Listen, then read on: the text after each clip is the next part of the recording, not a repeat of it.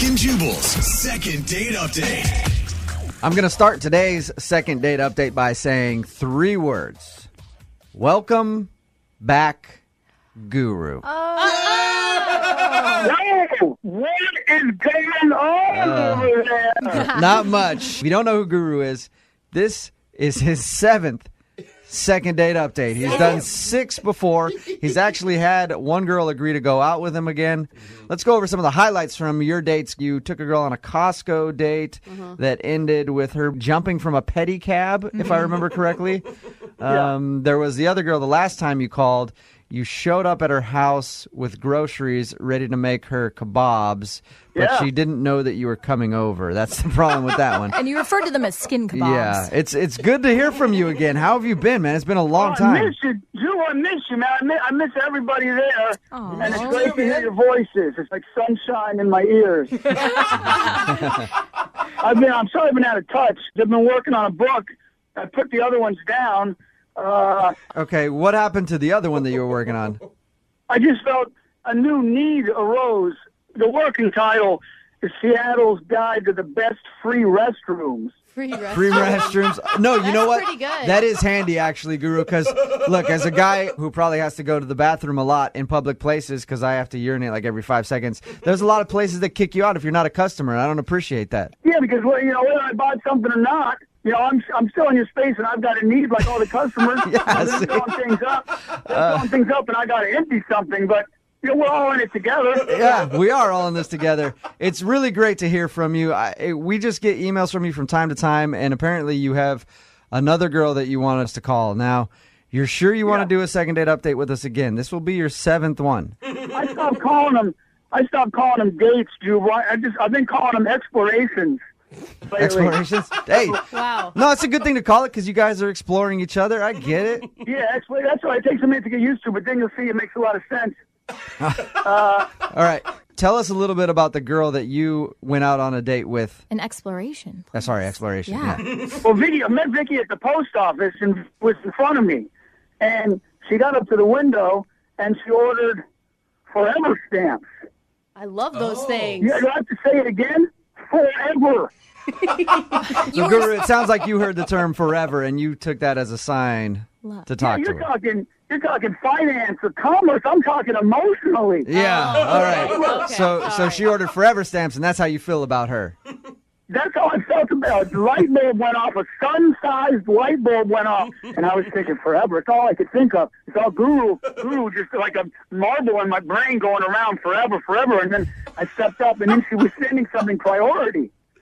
And I thought, Guru could make this girl priority. This could be it. It's all working out for you here. Signs are there. Sometimes the stars align, you know what I mean? And you're just in the post office, and then the girl next to you happens to be the one, and you just have to listen. This is what I try to tell people. You don't know when it's going to hit you. Yeah. That's what I'm saying, man. Stars get it. align all the time. So how'd you talk to this girl? You said her name was Vicky? Vicky and Guru stepped outside, and Guru looked her dead in the eyes with forever stamps going around like the wheel on a slot machine. Just forever stamps. Anyway, I don't know if that made any sense. I'm made a little sense. in love right now. It made. Hey, you can't be expected to make sense when you got all those emotions running through your body. I understand. It's a chemical reaction, Jubal. Yeah. It's a chemical reaction. Look, you're excited and you're nervous because you're doing another second date update with us. It's understandable. So she said she would go out with you, and then what happened? What'd you guys do? But so Guru went out and bought a bunch of Post-it notes. And we wrote a bunch of positive things on them. And Vicky chipped in, and I wrote a bunch of positive things. And some were things that Jubal taught Guru. And then we spent about an hour and a half sticking these Post-its on people's mailboxes. That's fun. Lovely. Yeah. Cute. You got any examples of what they said? Guru's been trying something new lately. I've replaced, bad words. If people are aggressive, they have bad feelings, I've replaced the bad word with the word flower. So if someone would say, hey, you, blank off, I would say, hey, why don't you flower off? Okay. So if I say, hey, this is my friend Guru, he's a badass mother flower, that's how you say it. Okay. Exactly. So you guys did that, and then what happened? How'd the rest of your date go? Well, Guru was a little tuckered out, so we sat down in a park and had a really nice conversation, really smooth. And but I was still feeling good. Vicky had Guru kind of, heart on a pogo stick. So I said, well, let's keep giving back. We should pick up some garbage here in the park. Oh. And then she remembered she had some cats. She had to go home and feed her cats. Uh-huh. So Guru suggested, he could help, but she said the cats are sick, and it's a specific thing Guru couldn't help. Yeah. Okay. So, what was her favorite part of the date, you think, Guru? Well, I think probably when Vicky tried to come up with one of the Post-it notes herself, and she said it was hard for her, and I think she really enjoyed the time it took to think, and think about how to give back to people. Yeah, it's good. And you gave her an exercise in thinking about other people rather than herself. I appreciate that. Selfless. So, and I think Vicky did too, even though it seemed hard for her. But that sometimes the toughest nut is the most delicious one inside once you've cracked it. I agree. Now, when she left, did you guys kiss, hug, any of that kind of physical contact? Well, we put our bodies together for a second. It was You really hugged. brief. All right. Yeah, kind of a hug. Yeah. Now, how many times have you tried to get a hold of her since your date? Well, I've called her a lot. It's been a week, and Guru's called a lot. But I can only check my phone sometimes. So Right. Well, I know. She may have called. I'm sure she has. Okay. Well, that could be it. It could just be a miscommunication. You guys could be the Lewis and Clark on this exploration of love. Yes, we could. There you be. go. Mm-hmm. That's what Guru thinks. I'm sure she's tried because she knows I'm concerned about her. So Okay. I just like to know she's okay, and then I'd like to, explore her some more. All right. Well, you know how it works, Guru. I'm going to play a song, and then we're going to come back, and you're going to do your second exploration update. I don't want to call it a date because we got to call it an exploration, right? Okay. Remember, winners aren't quitters. And where does it start, Winners Guru? aren't quitters. Where does it start? Stuff in the heart. It starts at the heart. And we're at your heart again, and we're going to come back, see if we can get her on the phone and get your second date update, okay? Let's do it. All right. Let's do it. Hang on for me, man. Moving 92.5. Brooke and Special Jubal treat in the for morning. everybody. Second date update. Guru is on the phone with us. He's a second date all-star. This will be his 7th Holy cow. second date update. Now, if you don't know who Guru is, he's a very passionate guy with a lot of energy, some of it misguided. Basically, you have to really understand Guru to get Guru. Now, we understand you here, Guru. I'm hoping that the I know girl... you do, Jubal. I know we got Guru and Jubal have brain share going on, and I hope. I feel like sometimes at night, Guru, I lay in bed before I go to sleep, and I feel like you're thinking about the same thing that I'm thinking about. That's how close we are. Are we sure there shouldn't be a second date update for you two? We are. Everybody knows we have a thing going on. Okay, Guru and I. So I'm hoping, though, that Vicky understands you like we do and like our listeners do, because our listeners love you, Guru, and they want to see you find a girl that will go out with you and you can spend some time with, because you fall for girls quickly. You know that. Oh, Guru loves them, I want to say first, and I hope we all find that forever stamp in our lives. Mm-hmm. And I do fall quick, and I don't think that's a fault, and I'm sorry, but I want to apologize for it, Jubal. No, don't. I do fall quick. Yeah. Guru's got a soft heart. The thing that's good about you, Guru, is you are who you are, and you don't apologize for that, and I appreciate that. Thanks, Jubal. I think it's the only way to live as far as I can see it. That's how I was raised. That's what I believe in. So. Okay. All right, we're going to call Vicky right now. Just to remind everybody, you met Vicky at the post office. She was buying forever stamps. You heard the word forever, and you knew that you should ask her out, and then you guys kind of went to the park on your date, and you haven't been able to get a hold of her since. Yeah, that's about right. Okay. All right, well, I'm going to call her right now, see if we can get her on the phone, and then ask her why she's not getting back to you, okay? Okay. All right, here we go. Uh, Remember what I said? Winners aren't What? quitters, are they? Where's on quitter? All right, Guru.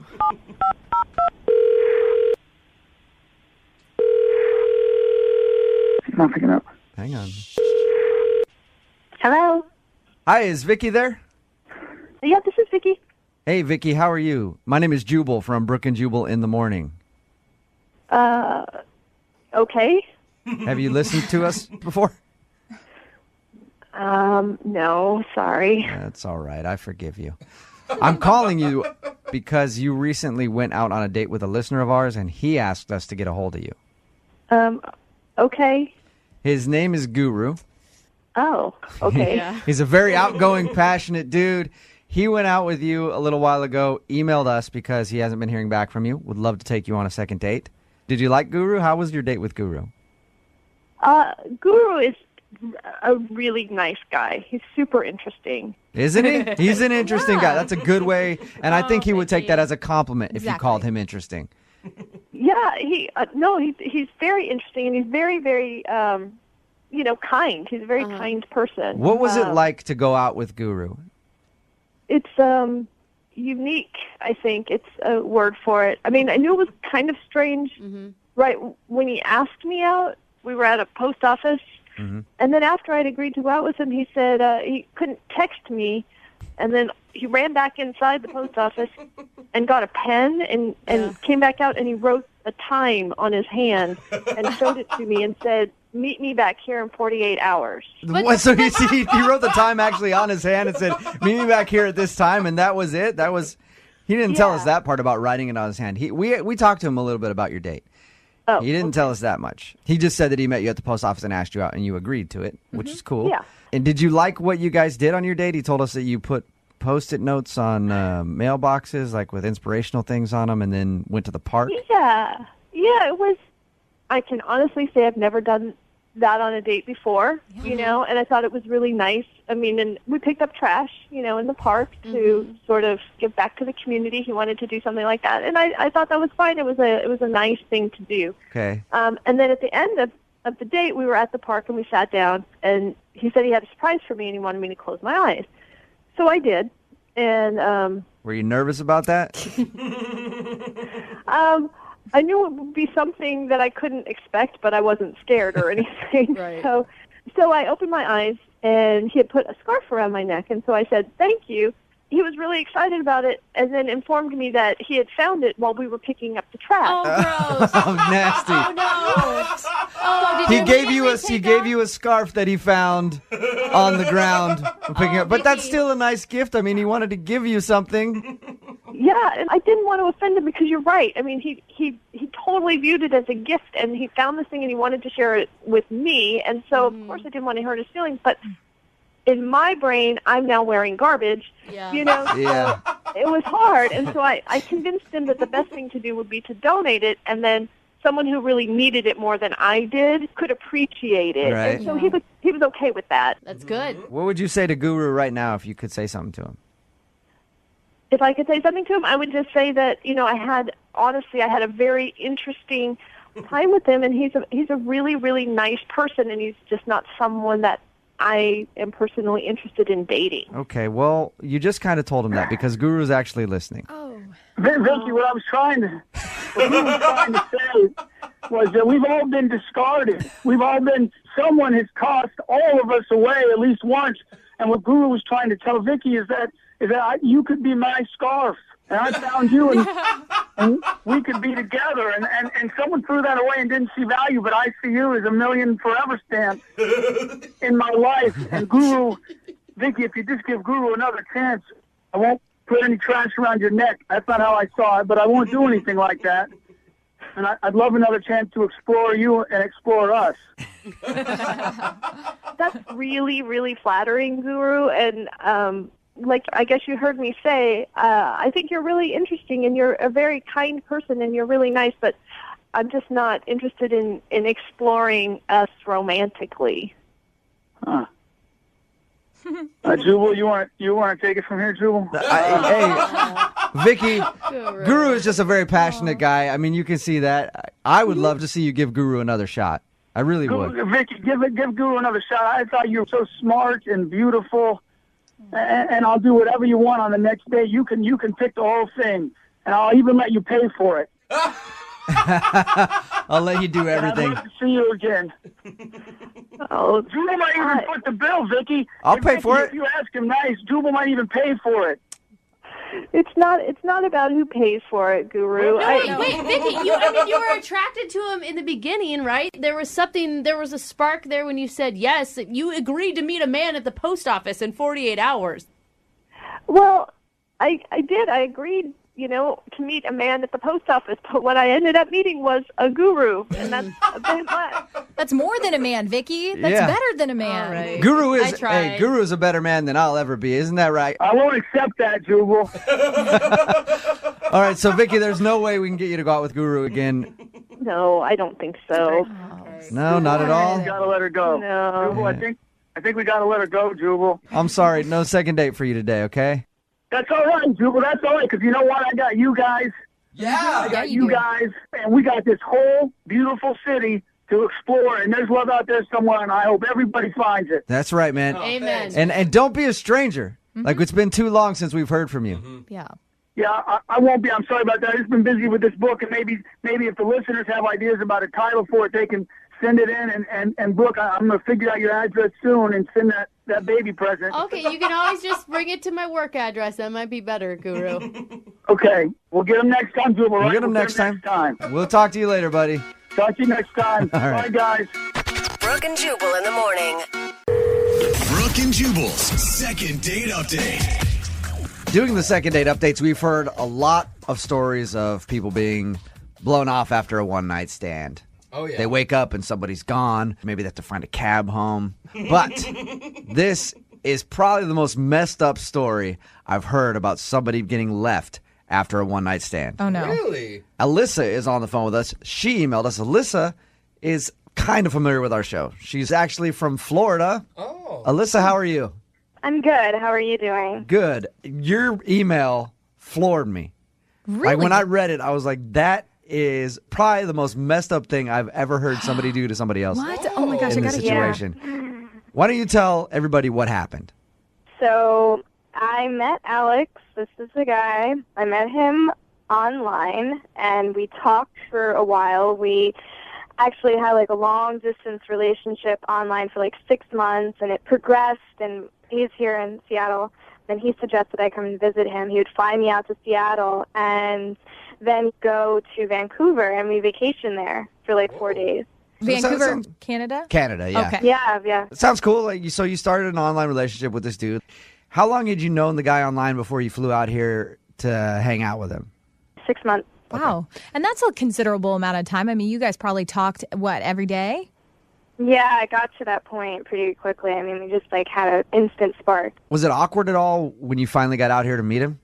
No, it was great. I met him at the airport, and he was exactly what I thought he would be. He was Really? funny, and we got along really well, and he was cracking jokes. Actually, when he was driving me, I was in his car. That was when I first heard your show.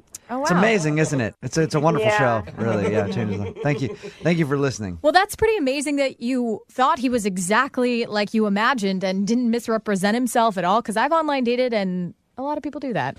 Just give it a minute, Lydia. You're gonna hate this guy. Oh, okay. Really? I'm dying to know. So you went up to Canada with him, and you guys had a good time and hung out. Yeah, when he picked me up from the airport, I thought we were going to, he was going to show me his place and show me around town in Seattle, and that didn't happen. He, immediately we went to Vancouver, and we were at this great hotel, and he asked if I wanted to have a separate room, and I said, no, that's fine. But he was a real gentleman about it, and he was really, sincere. And that night we had drinks, and it was just so much fun. And the next morning... But you guys ended up hooking up, right? Yeah, we did. Oh. But it was on her terms, though. Yeah, no, that's not the bad part. The hookup, well, I don't know if it was bad or not. I didn't ask, she didn't include in her email if it was good. The sexual review. But what of it. happened Okay. after is the part that I'm talking about that was amazing to me. I mean, you got to tell us, Alyssa, because up until this point, he sounds like Prince Charming. Yes. Flew you out, took you to this nice hotel. You had an amazing time. What happened? So we hooked up, and the next morning, I wake up, and he's gone. And there was a note, and there was money on top of the note. And on the note, it said that he had an emergency, and that the money was for the bus back to Seattle. Oh, And I was supposed to stay there. We were planning on this trip in Vancouver for 4 days, and it didn't. I had to completely reschedule my flight. Oh, my God. And I catch called up. him several times, and it went straight to voicemail. I went back to Florida. It's been a few weeks now. I have not heard from him. Oh, What my the God. So he met her online in Florida, flew her out here. They went to Vancouver. We're supposed to be there for 4 days. Ended up hooking up with her. The next morning, gave her money. It was like, here's a bus ticket back to Seattle. Sorry about that. Got a family emergency. She's in another country. country. Yeah, and so she had to get a bus back here and try to figure out her flights and everything else to go home. Oh my God. Even if there's an emergency, you like wake somebody up and tell Yes, them. Lydia. Wow. Oh my God, I can't believe God. I that. told you guys that it was messed up. And you want us to call this guy, but you don't want to call and ask, like, for a second date. You just want to know what the hell happened. No. I'm done with that. I just need to know. I just need to know what the Oh my Right. Yeah. I've never had this I've never had a girlfriend who's had this sort of thing happen. This is so messed up. And there was no reason that you could think he would leave you there other than just, like, he got what he wanted and then decided to leave you in another country. No, nothing. And think of how much money and time he invested just to do this to you. Yeah. Like, that's such a weird thing. I kind of believe there was an emergency. Oh, I don't believe it for a second. I'm just saying, that's crazy. If it really was an emergency, it's been 2 weeks. Yeah. Yeah. She's gone back to Florida. Like, at that point, you call and tell her what happened. He's obviously ignoring her for a reason. Yeah. All right, well, Alyssa, we're going to play a song, come back, call him, and get your second date update, all right? Okay, thank you guys. Okay, just hold on. Moving 92.5. Brooke and Jubal in the mornings. Second date update. Hey, Alyssa. Hey. Hey, I was thinking about your predicament, and I do think that there is a silver lining. How could there possibly be a silver lining? Well, the dude that you want us to call may have left you in another country after a one-night stand, but at least that country was Canada. Right? Touche. Like, there are a lot worse places. he could have left you in Tijuana Yeah. or Juarez or somewhere like Yeah. that. At least you were in Canada. Oh, gosh. If anybody's just tuning into the second date update, Alyssa was actually left in Canada after a one-night stand by a dude. She met a guy online who lives out here. She's from Florida. He flew her out here, said, let's go to Vancouver for a couple days. They went to Vancouver, ended up hooking up the first night they were there. He left in the middle of the night, said, hey, sorry, family emergency. Here's some money for a bus to get back to Seattle. She ended up having to do that and then change her flight to get back home because they were supposed to be there a couple days. Basically just ditched her Yeah. and hasn't been getting back to her at all. I just want to figure out what the happened. I want to put him on the spot. Right. You deserve some closure. Do you have anything like in particular prepared to say? It will come to me. Yeah. I'm sure it will, Be yeah. a lot of bleeps, I'm sure. All right, well, I'm going to call him right now, see if we can get him to answer his phone, okay? All right, here we go.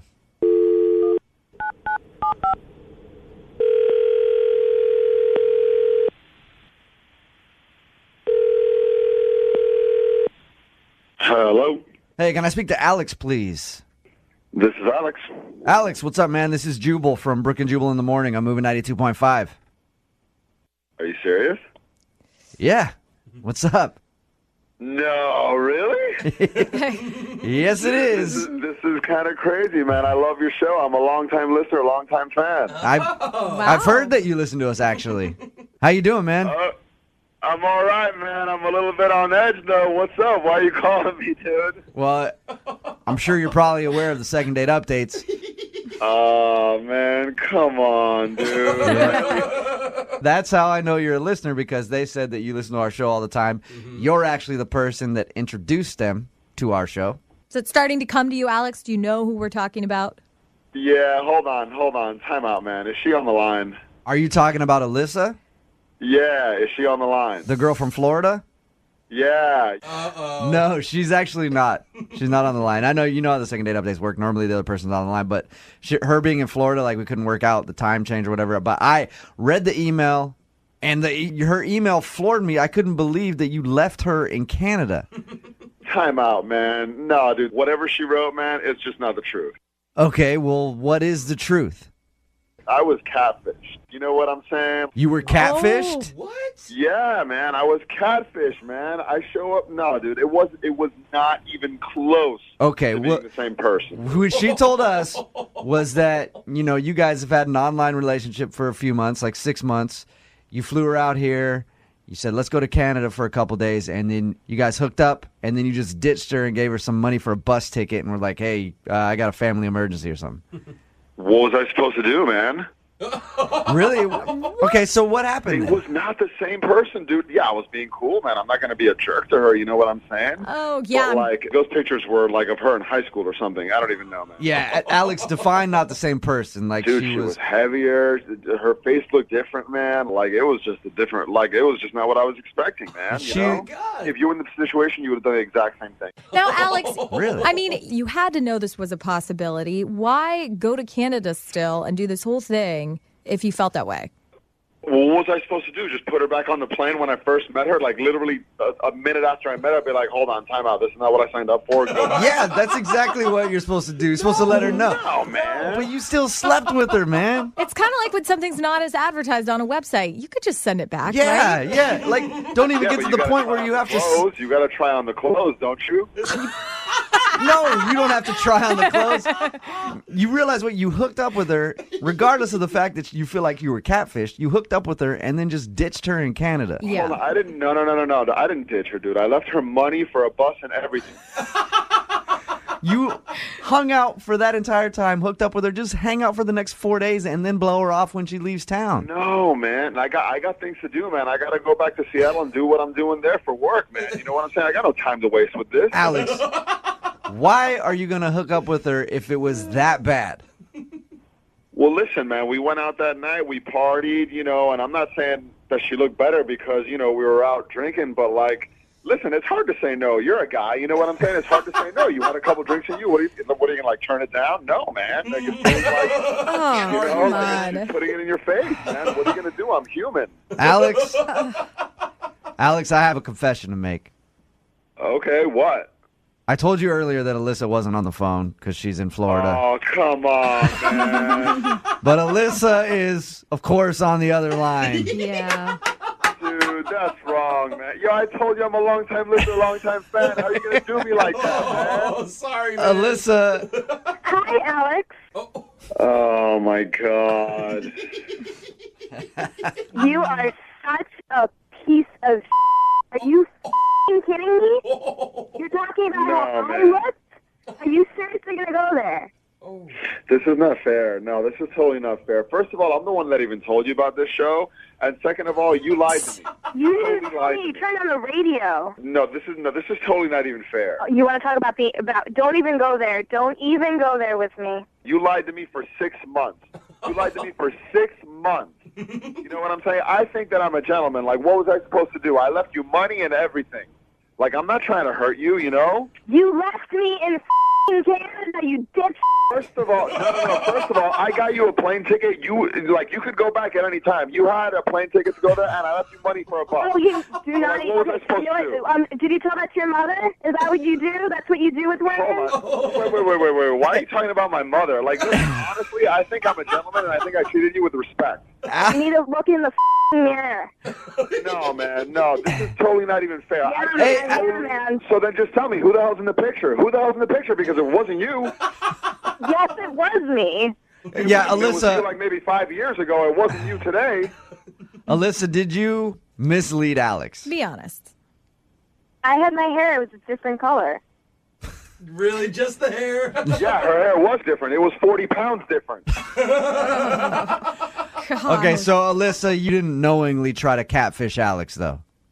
No, I wouldn't try. I'm not going to do that. No. I mean, just stupid. I don't know what to think, man. Listen, I'm not trying to make you feel bad. I was trying to be a gentleman about it. I'm sorry to leave you there, whatever, but I left you money to get home and everything. You know, but I just didn't want to you need hurt to cut you. the gentleman because it's not going to. It's not Yeah. working. Yeah, okay? don't use that word. Everyone You pretty know, much. I did the best I could. You know, all you Florida girls are crazy.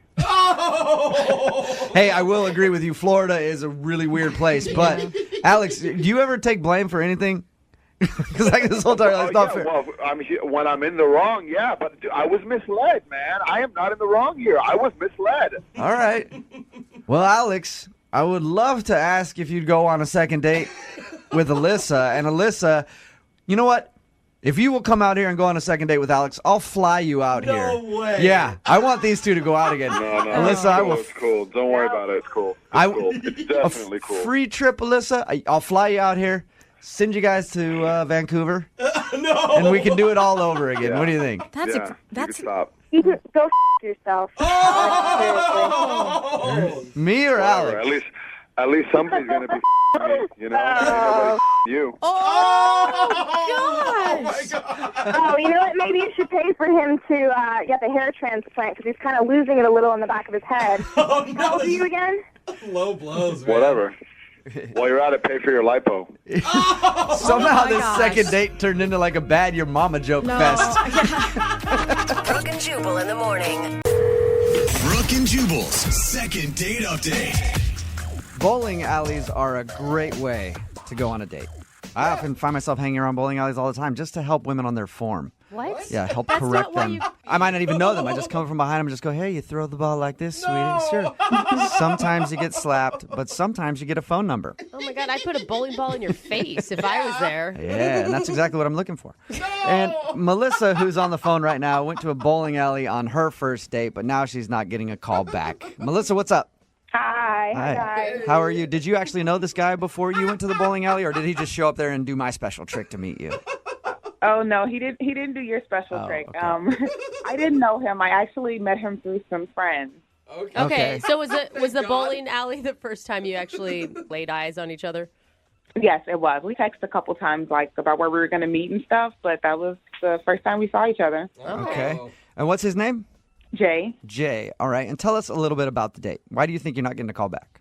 I honestly don't know, guys. Like the date was kind of great, or so I thought. Like Right. we got there. It was a really cool place. It was bowling and beers. You know, it was a good time. Like, we were cheering each other on. You know, we were bowling. I'm not that good at bowling, but neither was he. Like, we were both, like, kind of, like, mediocre, but it was fun. Okay. Okay, so he wasn't like some extreme bowling enthusiast that would, like, put you down or not date you because you got a couple gutter balls. No, he was not, because he was not doing that great a job himself. Okay. So, yeah. And can you remember, like, a moment where you're like, oh, this is really going well?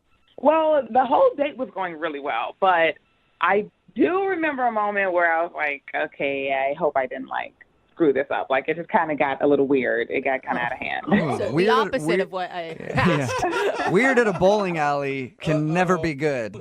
So we were bowling around, you know, we had took a little break and we started talking. We were talking about placing some bets on the game, you know, and just like bets like, Okay. oh, I bet $1 you can't hit a strike, or like I bet $5 you can't chug this beer in like less than a minute. Stupid stuff like that. Okay. Yeah, that sounds fun, playful. I'm playful, and I'm always down for a bet. Like, I don't back down. Okay. So he bet me to, to lick the inside of one of the bowling shoes. What? Oh, my God. Yeah. What, are you in like 5th grade? I know. At first I was like, what the hell? Like, should I do this? I want to seem down, you know, so I was like, I kind of have to. No, please tell me you didn't actually do that. I absolutely did it. Oh, my God. I thought he would think I was cool. Oh, we've done a lot of second date updates. I've got to say, this is the filthiest thing I've ever heard happen on a first date. They spray them. They sprayed the shoes. It's not an excuse.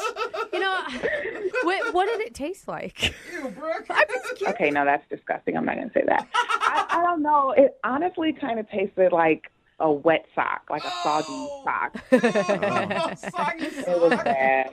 I think you're kind of badass for doing it. You know? Exactly. That's what I was thinking he would think. That is disgusting. Not.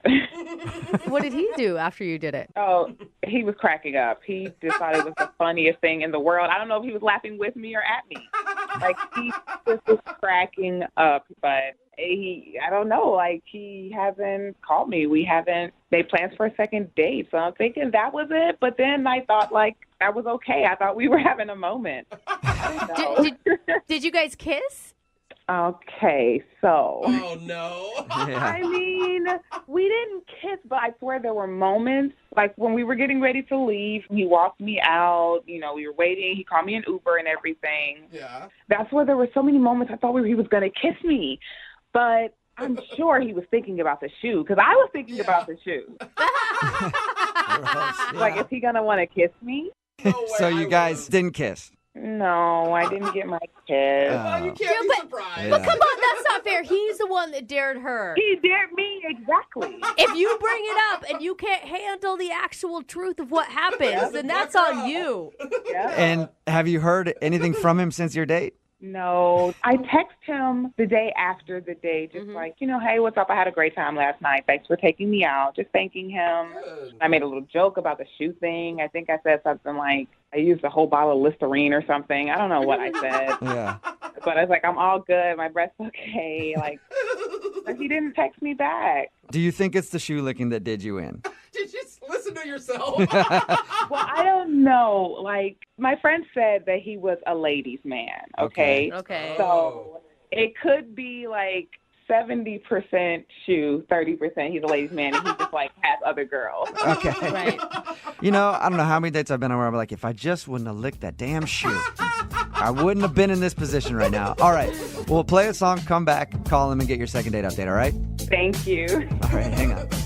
Moving 92.5. Brooke and Jubal in the mornings. Second date update. If you're just tuning in for the second date update, Melissa the shoe licker is on the phone with us. Oh, my God. Melissa went out on a date with a guy named Jay. They went bowling. They had a fun time, and at some point they were making bets with each other, and he bet her to lick a bowling shoe.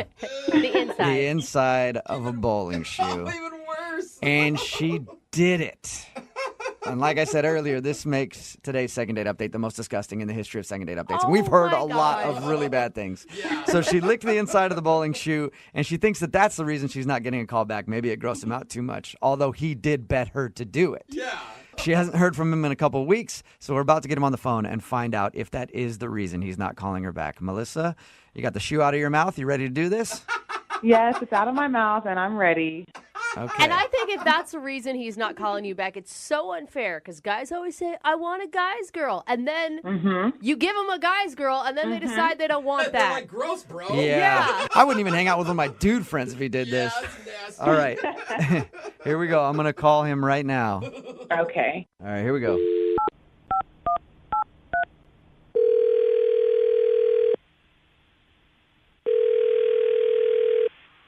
Hello? Hi, is Jay there? Yeah, this is Jay. Who's this? This is Jubal from Brooke and Jubal in the morning. How are you? Wait, from the radio show? Yeah. What's up, man? How are you? I'm doing okay. What's up with you? Not much. I'm just chilling. I wanted to give you a call because we actually received an email about you. About me? Yeah. It's from a girl that you went out on a date with. Are you serious right now? I am. Her name is Melissa. Do you remember going on a date with Melissa? Oh.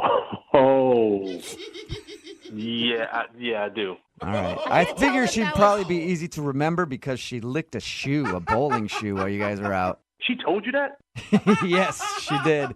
We actually talked to her about your Wow. date, and she's confused because she's been trying to get a hold of you for a second date, but you're not calling her back.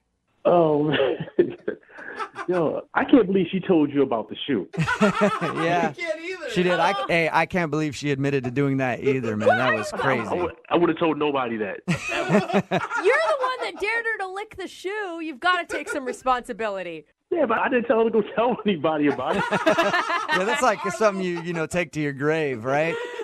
I almost accidentally licked inside the hole of a bowling ball. But I was scared she might actually do it. Yeah, dude. I think you stopped at the appropriate time, or maybe actually I think it went too far. But Yeah, that was up in the ante, but we stopped right there. Wow. so what's the reason you're not calling her back? Do you not want to see her again? Let's just put it like this. I date my fair share of ladies, and certain things are red flags. And I can tell pretty easily when I can and can't trust somebody. Okay. Wait, so you're saying you don't think you can trust her? Nah, I couldn't trust her any farther than I could throw her. Why do you say that? Because of what happened at the bowling alley. You can't trust her because she licked the shoe? I would think, hey, if I dare somebody to lick a shoe and they did it, they would have all my trust. You know what? She got points for that. She was doing good up until this other moment that happened and made me change my entire perspective on her. What happened? All right, so we would close it out. We about to get out of there. Uh-huh. And she ran to the bathroom real quick. Okay. You know, and I said, okay, cool. I'm going to go ahead and take your shoes and check them back in with the front desk. So as I'm dropping the shoes off, the cashier guy leans into it and says, hey, that's your girlfriend or whatever. I'm like, nah, not yet. Just kind of joking with him. Mm-hmm. And he was like, well, she might be dodging a bullet, man. So what are you talking about? Whoa. So he then tells me he was watching us bowl the whole time. Creepy. And while I was setting up my shot, he saw her pick up my phone. It actually started going through my phone. What? No. Exactly. How could he tell that was your phone from all the way back at the bowling desk? No, he said he saw her do it 5 or 6 times, but only did it while my back was turned. Oh, what? Really? Dang, that is sketchy. And you didn't think to ask her about it or anything? It was the first date. Now, if it was a girlfriend, cool. We can have it out right then and there. But the first date, and you're already going through my phone? Yeah. Nah. Mm-mm. So you believe this dude that you don't know who said she was going through your phone? Yeah, hell yeah. If anything, he was looking out for me. Yeah. It's the unwritten rule. Guys look out for guys. He helped me dodge a bullet. Wow. Okay. She just seemed she seemed really cool when we talked to her. You don't think that there could be another explanation, like she accidentally picked up your phone instead of hers? 5 or 6 times, and only when my back is turned? Nah. What she did is some straight, shady and I don't need that in my life. Yeah, dude. I'm curious if she was actually going through your phone, though. I want to know the answer to that. And why? I don't need to know that. I mean, if she did it on the first date, what do you think is going to happen on the second, or the third, or the fourth? Well, I just say that because I want to ask her, and I forgot to let you know that she's actually on the other line listening to this conversation. Yo, no way. Melissa, you still there? Hello? Hey, there she is. Hi, Jay. Oh my gosh. Wow. Okay. You sneakier than I thought you were. I am not sneaky at all. You got it all wrong. That story, his side of the story, it is not how it looks. It's not what it seems like. Really? So you weren't going through his phone? I mean, not like that. It's not like I hacked into his phone and was looking through every little detail. No. Wait, Melissa, I was standing up for you. You actually were looking at his phone when his back was turned. Okay, listen. I was sitting there. He's bowling. His phone buzzed loud as hell. I just so happened to look over, and it's right there. I'm not blind. I can see what it says. So just leave it there. You don't pick it up and then start reading all his messages. Exactly. I saw a name, and it looked like a female's name. I think it was Sammy or something like that. And I just leaned the phone over to see what the text said. He's the one who has the message right there on his screen. Wow. And it said, "Are we still on for tonight? Are you still picking me up?" Something like that, like at 9, like right after our date. What? It was weird. So I was just like, what? What's that? Oh, Jay. Yeah, it was weird when you looking at my messages. I mean, but your messages were sitting next to me, so I looked over. I wasn't trying to be sneaky or anything. Oh, we were having a good Yeah. time. All right, cool. So you saw something on my phone. Why are you going back to my phone again 5 or 6 times after that? Did 5 or you 6 not times. keep picking up my phone? It was not. It was like 2 or 3 times. 3 or Why are 4 you still picking up times. my phone? That's the point I'm trying to get you. Why are you picking up my phone? It kept going off. Like whoever that girl was, she kept texting you. So I'm just All trying. right, all right, okay, wait. Are you the phone monitor or something? No, but me and you are on a date, and I want to know if you're involved with someone else. I know your None of your reputation, and I'm business. We're not sure together. you know your own damn reputation. And you're a good-looking guy. Shorty, that's none of your business. We're not together. Look, you have a reputation. You know your reputation. I know it. Our friends know it. You're a ladies' man, so don't act like it's all out of the blue why a female, because I'm sure they've done it in the past, looks over and checks your phone, especially if they're on a date with you and your phone's just getting blown up. I think anybody would do that, actually. If it was my phone and you were sitting down and I'm bowling and my phone's just going off, buzz, buzz, buzz, buzz, buzz, you can't tell me you wouldn't look over, like, who's hitting her up so much? Who wants to know where she is? It's like, yo, do you hear what you're saying right now? All right, do you hear what you're saying? I would never go through somebody's phone when we're on a date, a first date at that. Well, that's you. I want to know who I'm Don't dating. try to rationalize your craziness and try to tell me what I'm going to do on a date. I'm not trying to rationalize it. I think any sane person would do what I did, and I'm not like mad that I did it. I don't feel bad for doing it. I wanted to know who you were, what was going on with you, and if I saw something suspicious, then I'm going to look into it. I don't really blame her. I mean, she's just trying to look out for herself a little bit. His phone was Come on, you going can't off, defend like that. buzz, buzz, buzz, buzz, buzz. I'm like, But you who did is have looking for you. You had 2 dates planned in the same night, Jay. I mean, you Yeah. kind of had a point. All right, wait. All right, look, we about to like just squash all that nonsense. Let me tell you this right here. The name that came up, Sammy, That's a dude. It's not a chick. It's What? a dude. That's a dude. Sammy Y'all really, tripping, man. no guys. Sammy in his phone, it was spelled Sammi. No guy spells Sammy like that. That's a girl. Sammy for a guy is Sammy, sweetie. I know that. So it wasn't like that in your phone. That's a girl. Okay, so all right, so now there's rules of how I have to spell my boy's name in my phone. Okay, can you get any further in my business? Melissa, why did you even call for a second date with this dude if you think that he's a player and like planning dates after you? I still thought the date went good, and I asked my friends, like, do you guys know anybody named Sammy? And nobody knew a Sammy, so I'm like, maybe it's nothing. Yeah. But I didn't know that he knew that I looked. So I thought maybe we could have a second date. I just got caught, gosh. All right, well, Jay, I have to ask this question. Maybe I don't know the answer. I don't know what's right and wrong anymore. Jay, would you like to go on a second date with Melissa? We will pay for it. Dude, really? Yeah, yes, I'm asking. Would you like to go out with her again? It sounds like you guys have the perfect foundation for a great relationship. Nah, Chief, I'm going to pass. But if I need somebody to check my phone messages, I know who to call. Oh, gosh. I'm sorry, Melissa. No second date for you. That's okay, guys. Thanks for trying. Yeah, it doesn't sound like it was meant to be. No, it doesn't. You know what? I'm actually kind of glad this happened, though. I mean, I dodged a hell of a bullet, man. Yeah. Well, good luck to you both, okay? Thank you, guys. All right, man. Thanks. And Jay, tell Sammy I said hi, however you spell her name. It's a dude, not a girl. Brooke and Jubal in the morning. 78592 says that girl has no concept of personal space. How are you going to check somebody's phone the first time you meet them? Yeah. And then another text message that says, I would do what she did. I believe this guy is a liar. It's very split on the text message board about the second date update right now. If you missed it, Vanessa wanted to call a guy named Jay. They went out bowling and they had fun, whatever. There was an interesting moment where she looked at you, but that's not like the main focus here. The focus is on their first date, a dude told him that he saw her checking his phone repeatedly every time he would bowl. Yeah. Repeatedly. And then we got her on the phone. She didn't deny it. Yeah. She was checking his phone during the first date, and he ended up getting a text message from somebody named Sammy making plans to meet up later. She was thinking that's a girl, and they had plans later. Mm-hmm. She still wanted to call him for a second date, which is interesting. But anyway, she was like defending the fact that she should be able to check his phone even on a first date. And people on the text board are doing the same thing. You're telling me if you were sitting down at the seat and the phone buzzed and it was facing up and you're on a date with a girl and it's from some dude named like Dan and Dan says, hey, I'll pick you up at 9 tonight. I wouldn't look down and then be like, I would just be going like, hey, your phone went off. It's probably a dude, huh? Ha ha. Make a joke about it. See what she says. I'd look at it, and then I wouldn't check the phone. I'd continue the date, and I'd let her do her thing. And then later on, I'd be like, hey, let me ask you a question. Are you also dating somebody named Dan? I don't know. Why would I be rational like that?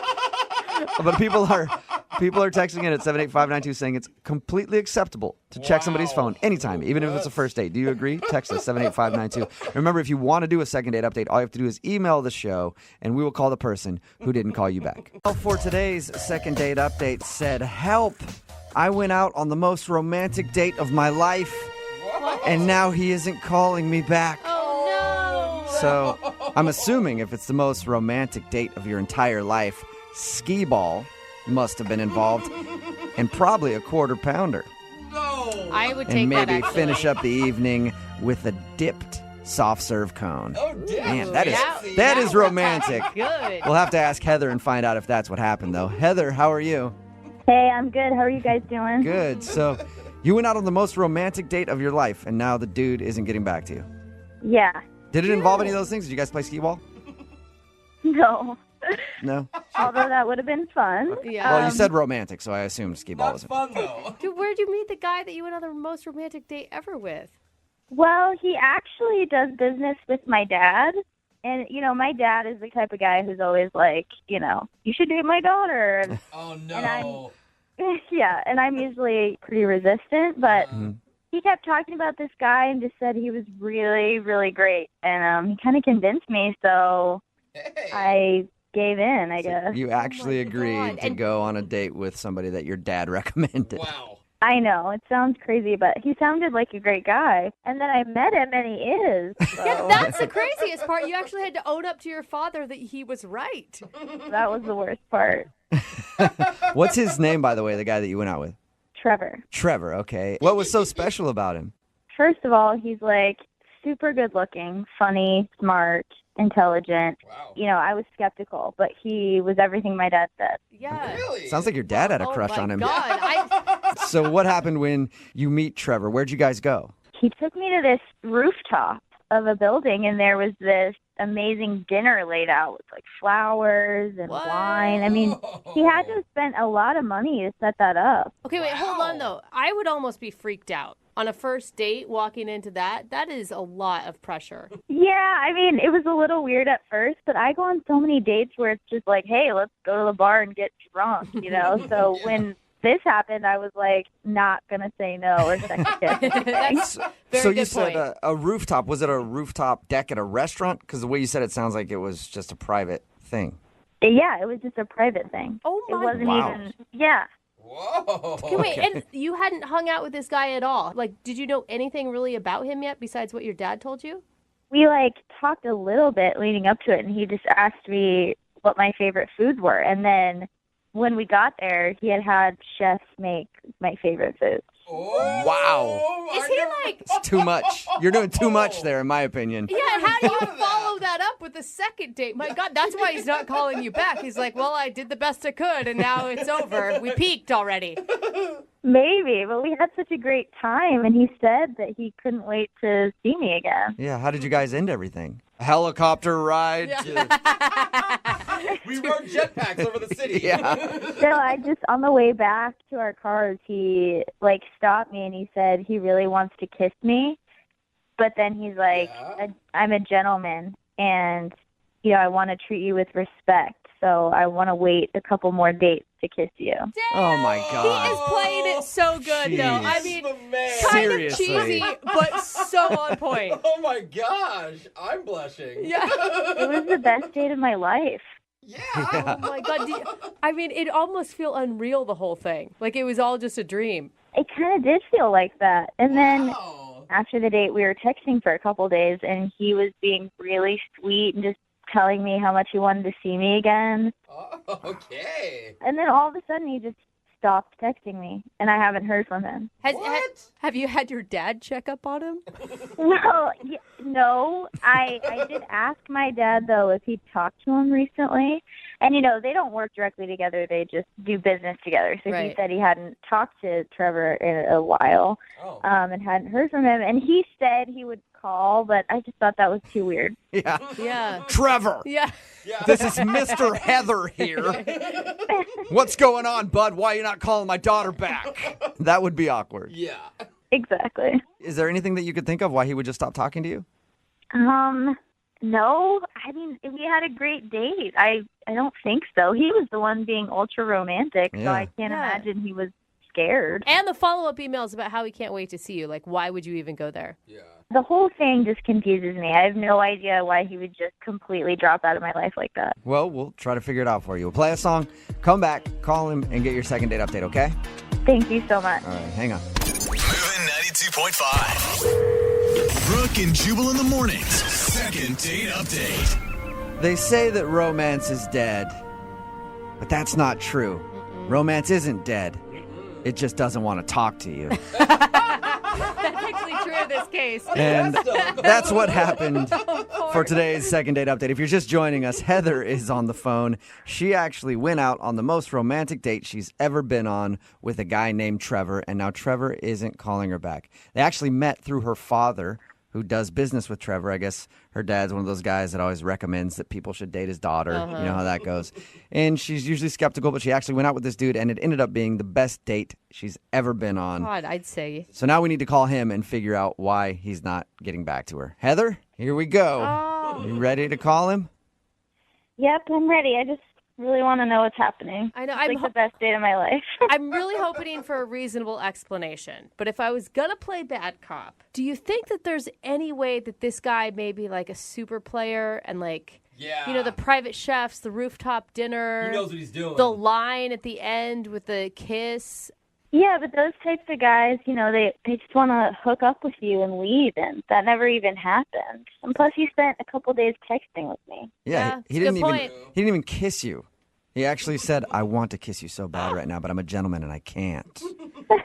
Even when you say that, it makes my heart melt, and you're not even Trevor. Oh my God, I feel the same way, and I'm not even you. All right. I gotta start using Well, let's call this dude and find out why he's not getting back to you.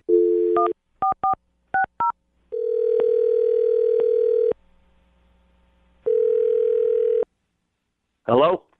Hi, I was looking for Trevor. This is Trevor. What do you got? Trevor, how are you, man? This is Jubal from Brooke and Jubal in the morning. What is that? That is a radio show. Jubal is your name? Yes, it is. How are you? I'm great. Good morning. What can I do for you? Good morning. Well, I actually have a question about a date that you went on. One of our listeners emailed us about you. And I'll just get to brass tacks. I can tell you're a business kind of guy. Yeah, he straight to the point here. Okay, whatever. Do what you need to do. All right. So here's the deal. You recently went out with a girl named Heather. You remember going out with Heather? I do remember going out with Heather, yes. Why are you asking me about it now? Well, because Heather emailed us saying that after your date, which was the most romantic date she's ever been on, by the way, after your date, you stopped texting her, and she's wondering why. Wow.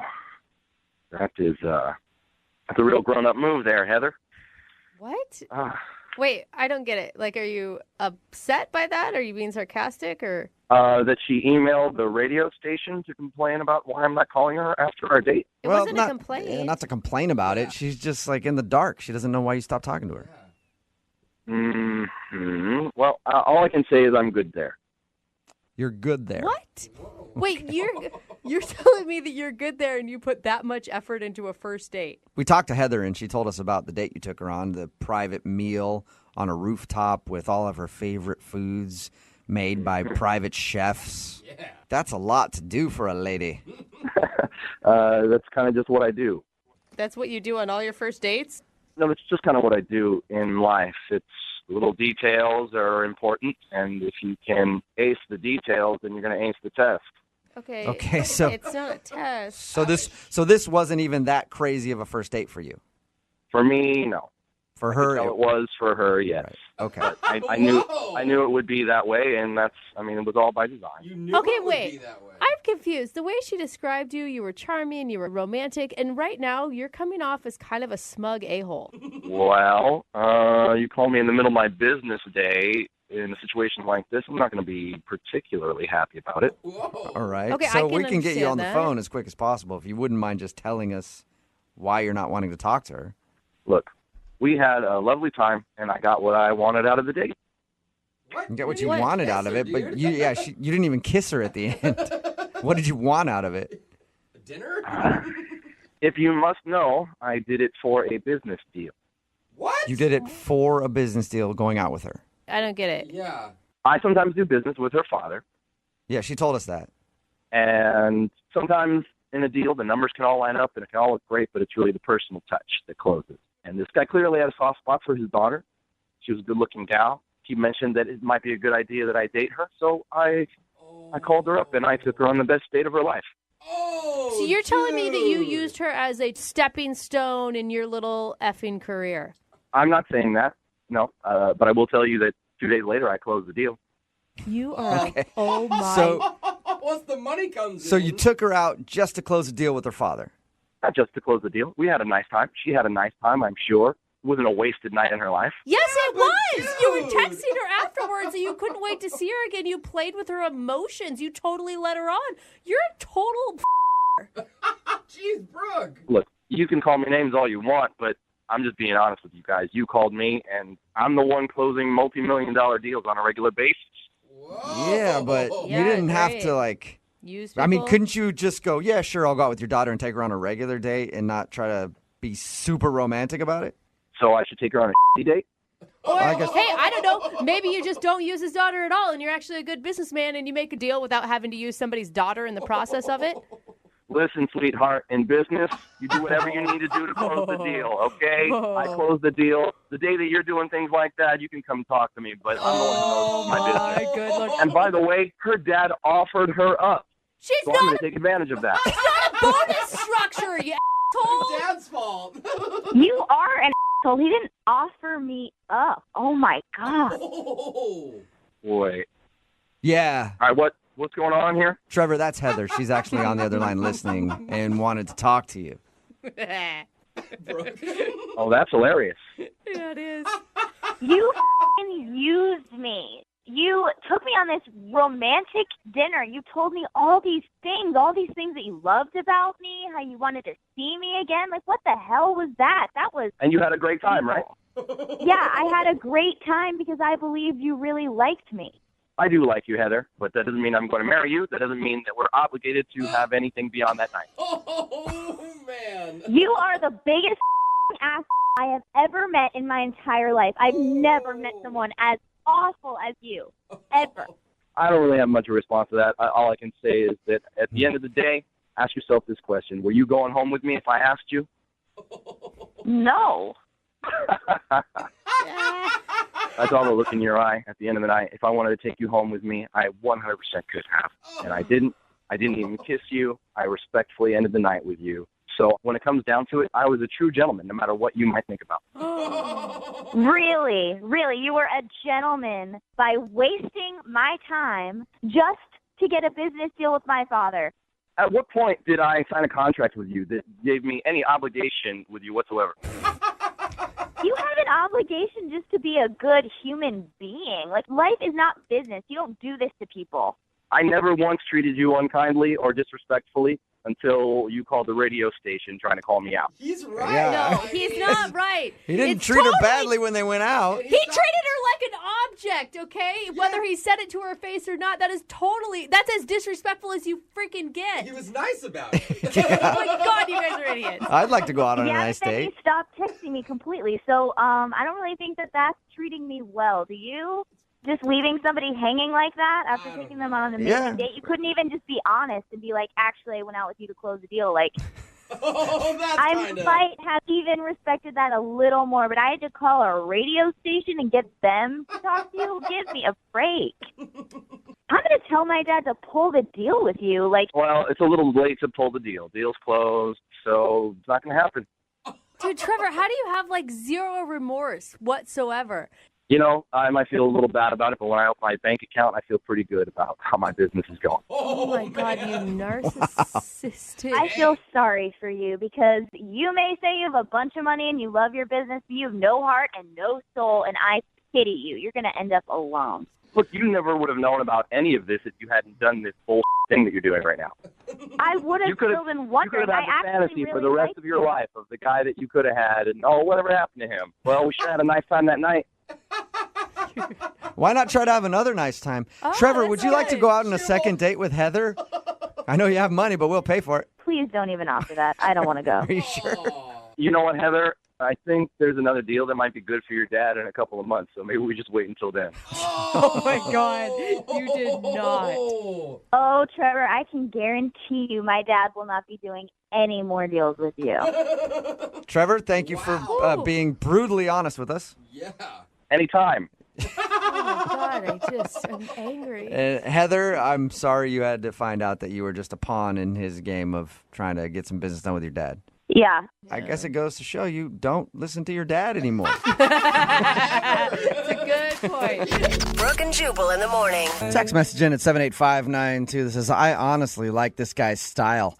I'm a businessman, and I would do the same thing to get my sale. That is He is so money-driven, gross, man. and she was leverage, and he used it. It's Brooke and Jubal in the morning talking about the second date update. If you missed it, this girl, Heather, wanted to call a dude named Trevor. Trevor took her out on the most amazing date she's ever been on. She went out with Trevor because her dad was like, hey, I know this guy. I do business with him. He's really great. You should go out with him. Her dad does that all the time, I guess. She usually says no, but she said yes this time and had a wonderful date. We got Trevor on the phone to find out why he wasn't calling back. And it turns out he just went out with her so he could close a deal with her dad. He said he wanted to show her the best time of her life, and he did, so that she would go back to her dad and like rave about it, and he could get the deal done. This and is it worked. gross. I mean, I don't know how people are supporting him. He's using like another human being as a pawn in a business deal that has nothing to do. Like, maybe if she was involved in the business or something, I would maybe understand it a little bit more. I actually thought this guy was going to get ripped more than he is. It's pretty split. There's a lot of people that are like he's kind of a douchebag, but there are a lot of people texting in like, man, you got to do what you got to do to get a sale done. So gross. gross. Some people are like, well, at least he didn't use her and like sleep with Yeah, her. he didn't. He didn't kiss her. Didn't do anything like that. He just took her out on a great date, showed her a great time, and got the business done. And I guess, according to our text message board and our listeners, that's what life is all about. Yeah, you guys are messed up. We need to talk priorities in a little while, okay? Want to do a second date update? All you have to do is email the show, and we will call the person who didn't call you back. Brooke and Jubal in the mornings. Second date update. Ava is on the phone to do a second date update today, and her email said that she went out on the best date of her life. Which, depending on her life, could either be really cool or really sad. I don't know. I have to learn more about her life first. Good point. Before I decide if that's a good thing. Ava, how are you? I'm good. How are you? Not too bad. Thank you for asking. So, you had the best date of your life, huh? I did. Yeah, it was like amazing. I'd never been out with a guy like this ever. Okay. Okay. Have you been on a lot of dates to compare it to? Yeah, so I've been doing the whole dating app. I'm like in that world, and they're all just really immature and always on their phone. The dude that you want to call today, what's his name? His name is Nathan. Nathan. All right. And what sets Nathan apart from the other dudes that you've been out with? Well, he is just really mature and has a full-time job, and he... That's all. Yeah, I love Best that. date of my life. The guy was like kind of mature and worked full time. He was normal. Sweet. Yeah, I mean, that's where we've come, right? He's employed. Awesome. Yeah. Awesome. And yeah, like I was just attracted to him right when I saw his profile picture. I love dogs, and so it was he and his dog. Oh, and always a good one to put for a guy. They know that we fall for that. Yes. And yeah, we started messaging, and we agreed to hang out. So your expectations for this hangout were already really high going in.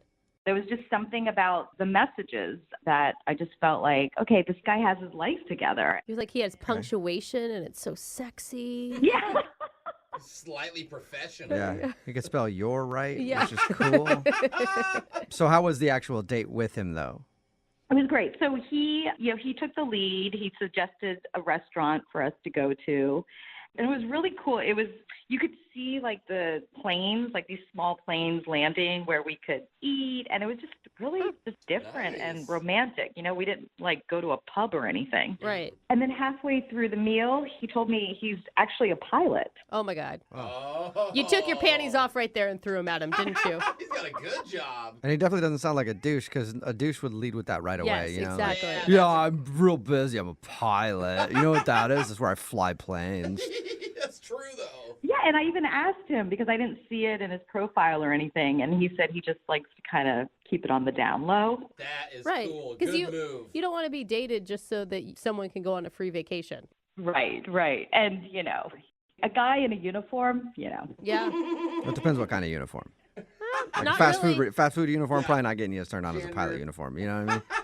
Yeah, I don't think the fast food one would work out as well. Yeah, it's not quite the same. You guys get like a lot of calls about strange dates. And so like this wasn't a strange date at all because, okay, so we were having a great time. And then he asked me if I would like to experience flying a plane.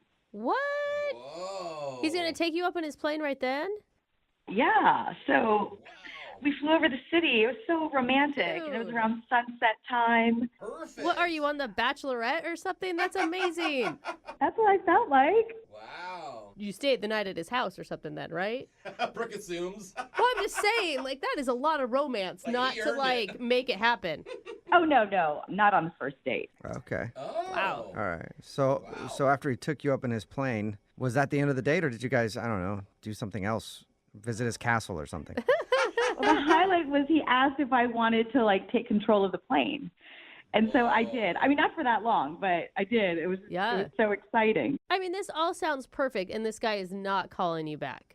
No. And yeah, he was really respectful. We ended the date with a hug. And then we texted the day after. And he said he wanted to see me again. He so did. we made plans. Yeah, he did. Okay. So the day before, he rescheduled. So we pushed it back. Mm-hmm. And then he rescheduled again. Okay. And then it was like crickets. I didn't hear anything from him. And that sucks. So how long has it been since he responded to you? It's been about a week and a half. Oh, wow. All right. Yeah, he's definitely blowing you out for some reason. You can't think of anything? No, I mean, I think, we're both dating, so maybe there's someone else. Or maybe, he rescheduled twice. Like maybe the momentum of the date just like fizzled out. Sometimes that happens where you get so much space between you and that great time you had that you kind of almost forget. It's like too much separation. Right. I don't know.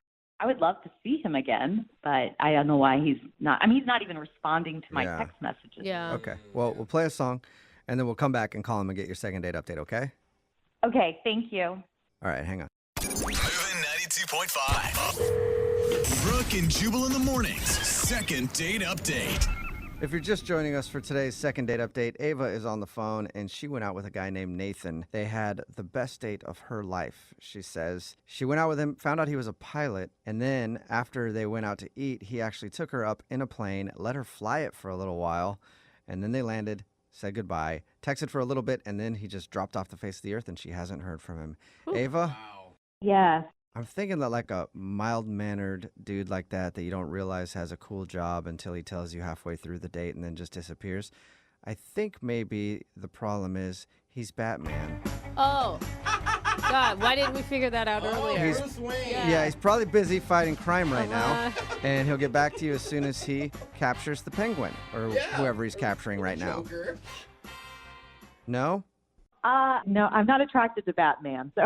Oh, okay. Okay. All right, well, we'll Okay. find out. I'm about to call him. Anything else you want to say before we do? I just want to know what happened. Yeah. Hopefully it's just a scheduling thing. Maybe it's going to be really simple. Sounds like a busy guy. Yeah, he's a pilot. Maybe he's out flying around. Probably not in a Batmobile, but or whatever Batman flies. Got a plane or something. Who Batplane. knows? Yeah. All right, I'm going to dial this phone right now, okay? Okay. All right, here we go.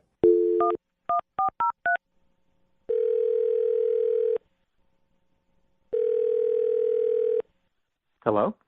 Hi, may I speak to Nathan, please? Yes, this is he.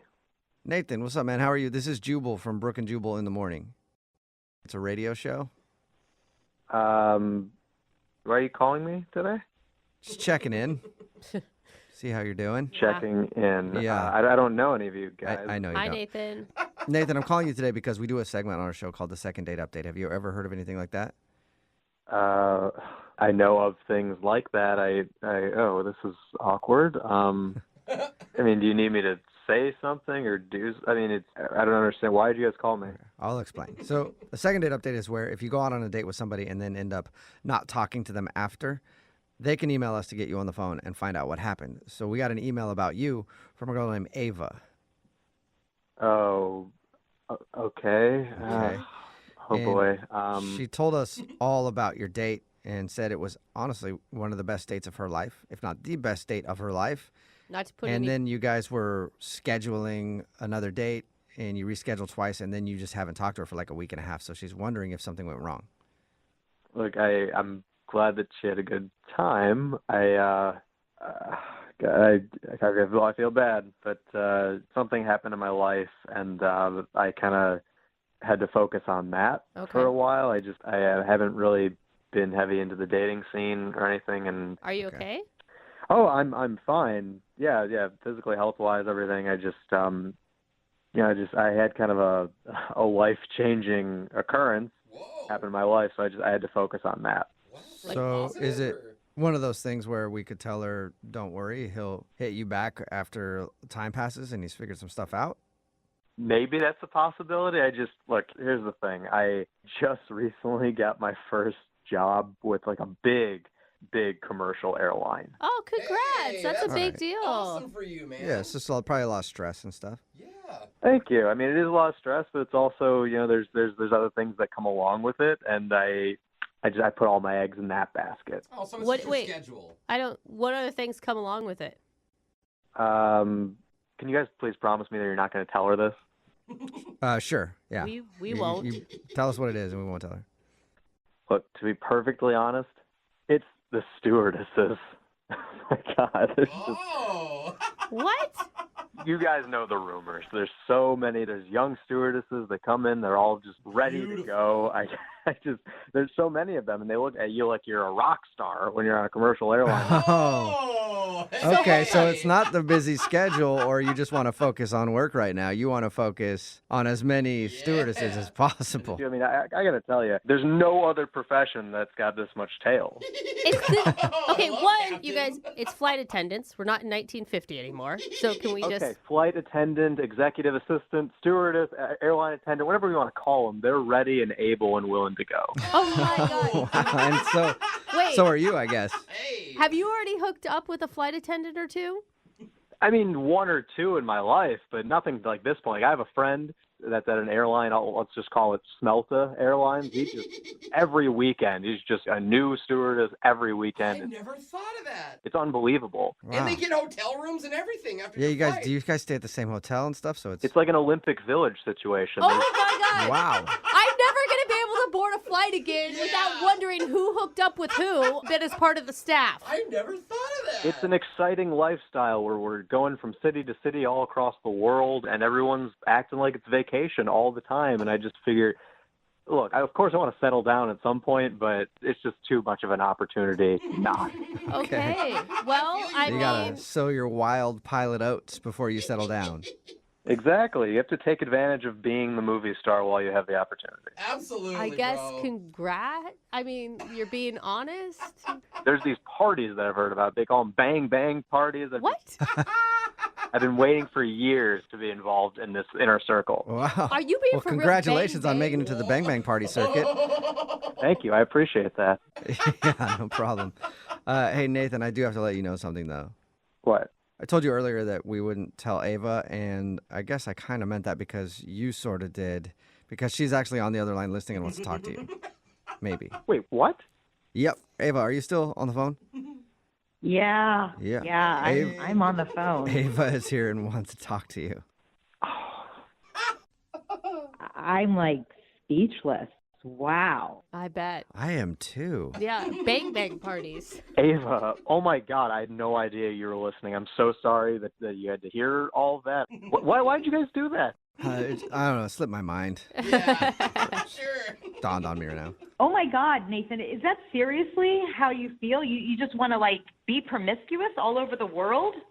Well, come on, it's not all that I want to do. That's not who I am. Okay, it's an opportunity. You got to jump on it. It's like going skydiving or going to Australia. You have to be able to live life to the fullest.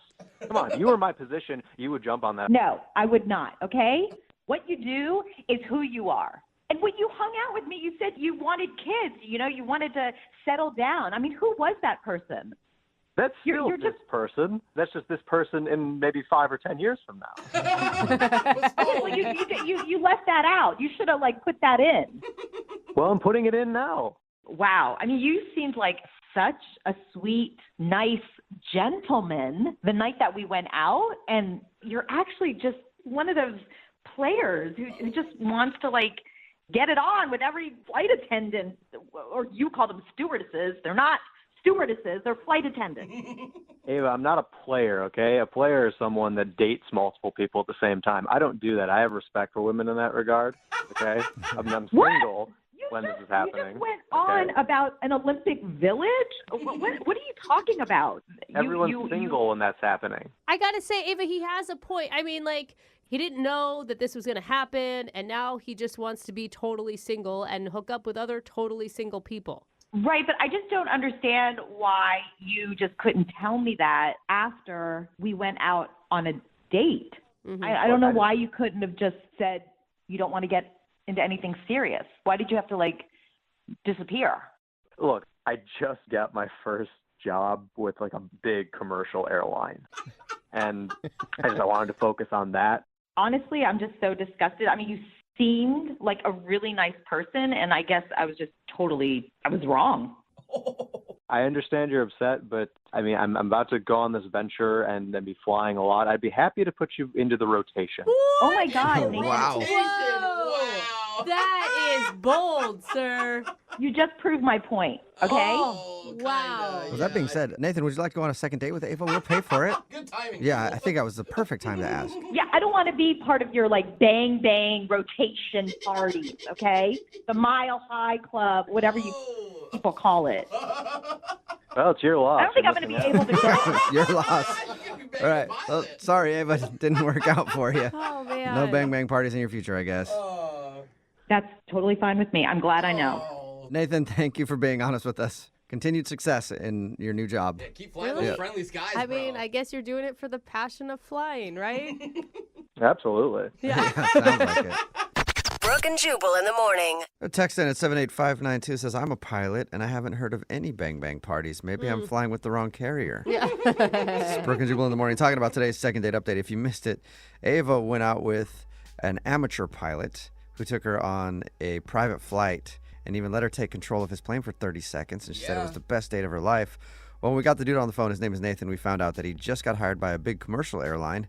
And now he's living it up and having bang parties with hot single airline flight attendants. He's a rock star in the Yeah. sky. So he said when they first met, he was just like a normal dude who was trying to get a job with a big airline, and he finally got it after they went out, and now he's just living the life of a captain having bang parties. Okay, man. which, by the way, he hasn't actually been to a bang party yet, from what I understand. right. He just thinks they're going to happen for him. Yeah. I think he's going to be disappointed. She was extremely disappointed that Nathan was acting completely different on their date than he actually is in real life.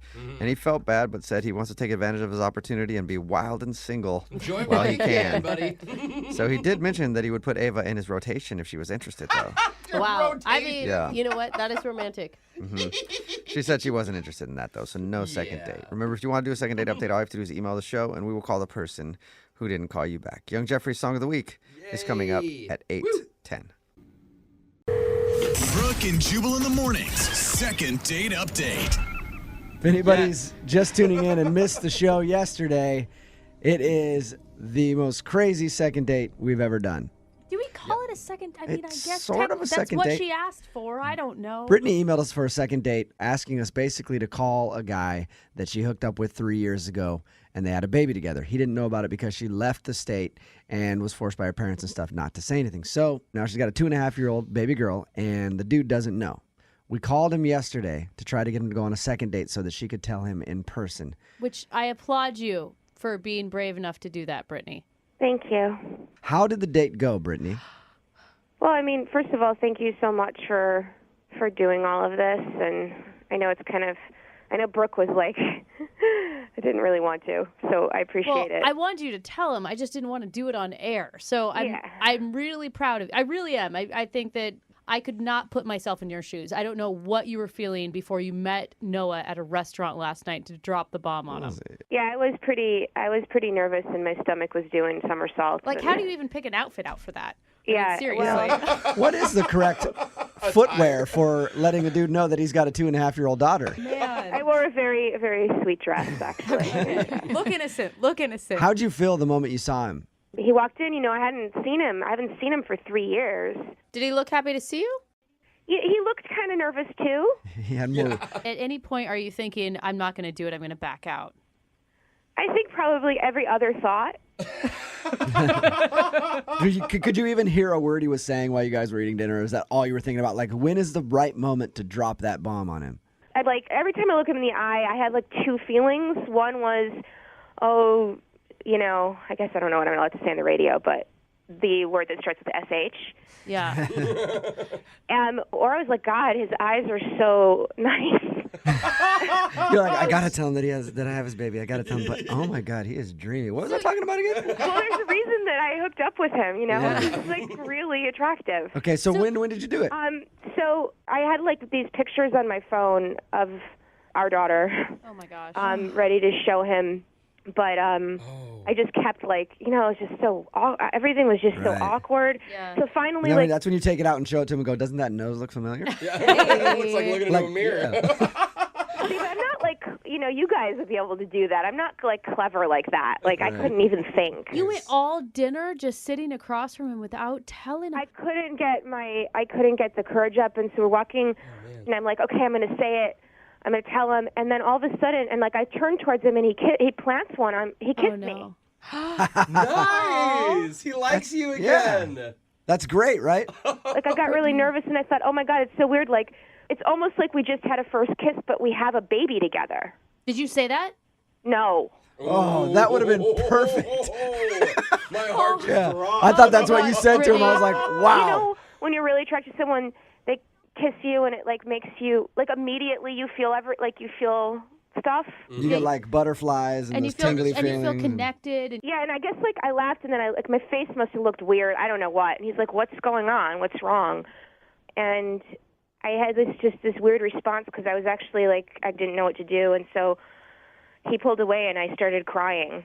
What? Oh, that's That's the way to make yourself look perfectly sane. Please tell Anytime me. I've ever kissed a woman, she just starts crying automatically. It's a good sign. So what did he do? Did he freak out at that point? No, I mean that's what made me really. I was just like, wow, this guy is.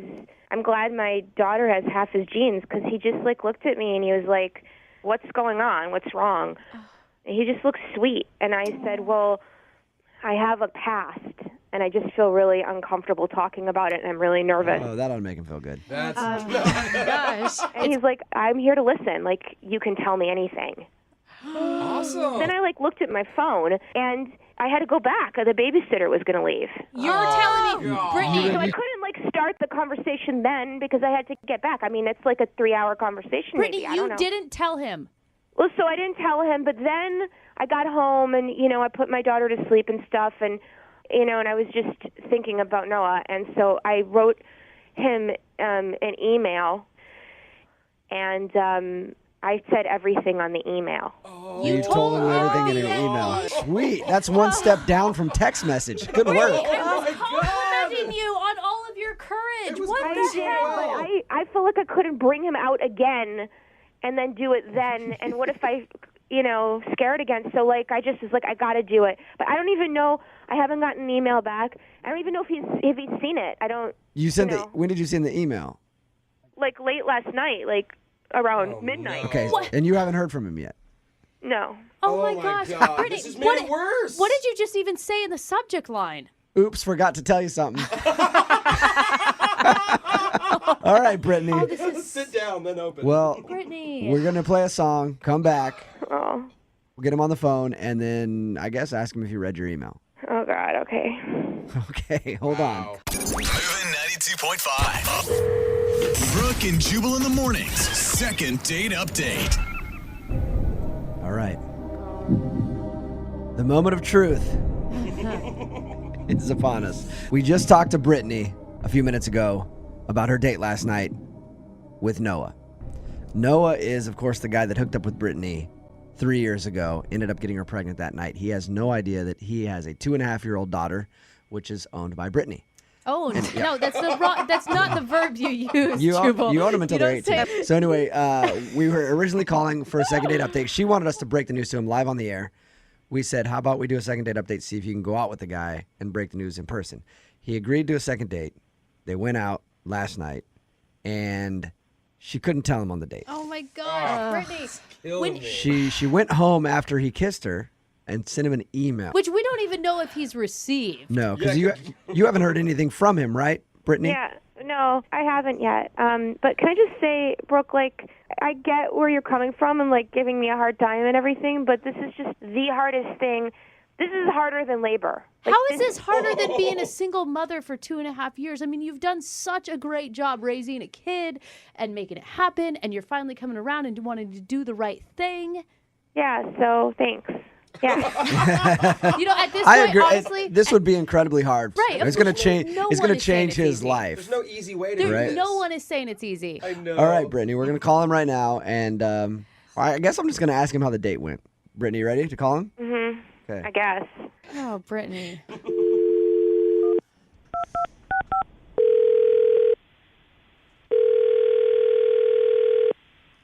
Hello? Noah. Hi. What up, man? It's Jubal. How are you? Good. How are you doing? Good. Heard about your date last night. Oh, yeah? Yeah. It was good. Look at that. A little bit of kiss and tell going on, huh? Oh, Noah. You weren't sure about going out with her, but you went ahead and kissed her on the first date. Nice. Yeah, it is for the moment decision. Right. It's a good thing you were reading the signals correctly there, you know? Yeah, I hope so. Noah, what'd you think when she started crying? Did that weird you out? No, at first I was just kind of confused. I guess, because it's, for, 3 years and all that, so I thought maybe it was just, a lot of stuff. You sound like you're in a good mood this morning, like you enjoyed your date a lot. Yeah, it was a good night, you know. Nice. I mean, it was one date, you know. But yeah, I could I would definitely hang out with her, you know. Like we said yesterday when we talked to you, it's one date. Yeah. You know, not like it's gonna stick with you forever or Oh my whatever. gosh, you guys, you cannot continue to do this. If like we can't pay for it again, but would you go out on another date with her? Just hang out with her again? Oh yeah, for sure. Did you get my email? Brittany's on the phone with us, of course. You know, we just want to talk to you about the date first, but When did you send an email? Last night. No, I haven't looked at my email yet. I haven't even gone to work. Is it important? yeah, like I think when she sent it, she may have checked the high importancy little flag on it, the red thing. Brittany, listen, I gotta just do this. Okay. I'm really scared. Are you okay? Yes and no. Like something really amazing happened to me and you, but you're not aware of it. But it's also might be kind of awful for you to hear about it. But, you know, obviously that we hooked. Well, I know you didn't really remember me that well, but we hooked up 3 years ago, right? You do. You remember that now, I assume. Yeah.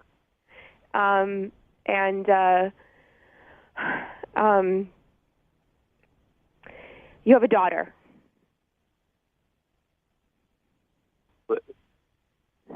Wait, what? I got pregnant. I didn't realize. I was so busy. I kind of didn't realize it for a few months, and had already kind of not responded to your text. So my parents super conservative and stuff, and they convinced me to go back to live with them and not to tell you, since I hardly knew you, and I stupidly went along with what they were saying. And we have an amazing daughter, and she's incredible, and I don't want her to grow up without a dad. And you're really great. And I mean, even if you hate me, I hope that you can be her dad at some point. Oh, Brittany. Brittany, I'm so proud of you. What? Is this a really disgustingly sick prank or something? No, this is not a joke at all. No. Brittany emailed us initially to do a second date update on you, just to break the news that she has your 2.5-year-old baby daughter. And we decided to try to just get you guys to go out so she could do it in person. She tried so hard, Noah. She couldn't do it last night, and she sent you an email. There's an email in your inbox with all the information. If you want to do a DNA test or whatever, I totally get it will be yours because I wasn't with anyone else in that time period. But I understand if you want to do that, it will definitely be yours. Well, I don't. That's okay. What do you say? Yeah, I don't know what I would be thinking if I were in your shoes right now, Noah. Personally, I would be probably crying. I'm kind of. I'm actually. Wow, I'm shaking. So wait. So the kid's here now. Yes, your daughter. Yes. Okay. The kid. Oh God, our daughter. And you emailed me? Okay. Well, I couldn't get up the courage to tell you last night. I had all of her pictures with me, and I was going to tell you on the beach, and then you kissed me, and then I was. I mean, this sounds so stupid right now, but I actually really like you, and I got totally confused and overwhelmed, and then it was I'm this single girl who's got no responsibilities, but I have a beautiful daughter, and I'm a mom, and it's not about money. I can support her. I just want her to have a dad. Oh my gosh. This is killing me. It's making me Noah, what do you want to do now that you've heard this news? I mean, I guess we should meet. Figure it out. Yeah. Noah, you're such a good person. It's kind of important you should meet. Yeah. I'm a little shocked. Noah, how about this? I said earlier, obviously we can't pay for you guys to hang out again, but we'll pay for your dinner. And we could even make it a place that's, kid friendly, so she can bring along Play pit, yay. Maybe the we little take, one. maybe we do Whole one- family dinner, huh? I'll pay for it. Another date for you guys. Obviously, you have some things to discuss that are a little less than surface, like, hey, what have you been up to lately type things. Yeah. Should I bring her, or do you want to wait for the test? I mean, or it doesn't take very long to do the test nowadays. You can just go to What if that's the first date? I'll pay for it. Jubal. Okay, what? You guys will get together, obviously, talk about what you got to talk about, take whatever test you got to take, and then we'll talk to you next week, if we can, and get an update on the whole situation. Is that okay with both you guys? Yeah, well, it's okay with me. Noah? Yeah, sure. Brooke and Jubal in the morning. Well, we said we'd get an update from them in a week, and 1 week turned into 3 years. Oops. Sorry about that. Our bad. But We got lazy. we finally have them on the phone for a second date update with Brittany and Noah. Welcome back to the show, you guys. Hey, how are you? I'm good. Hey, thanks a lot for having us. Oh How my you God, been? I'm freaking out that you're on the phone with us. How have you been? It's so weird to hear ourselves from 3 years ago. I mean, it sounded like we were kids then, didn't it, Noah?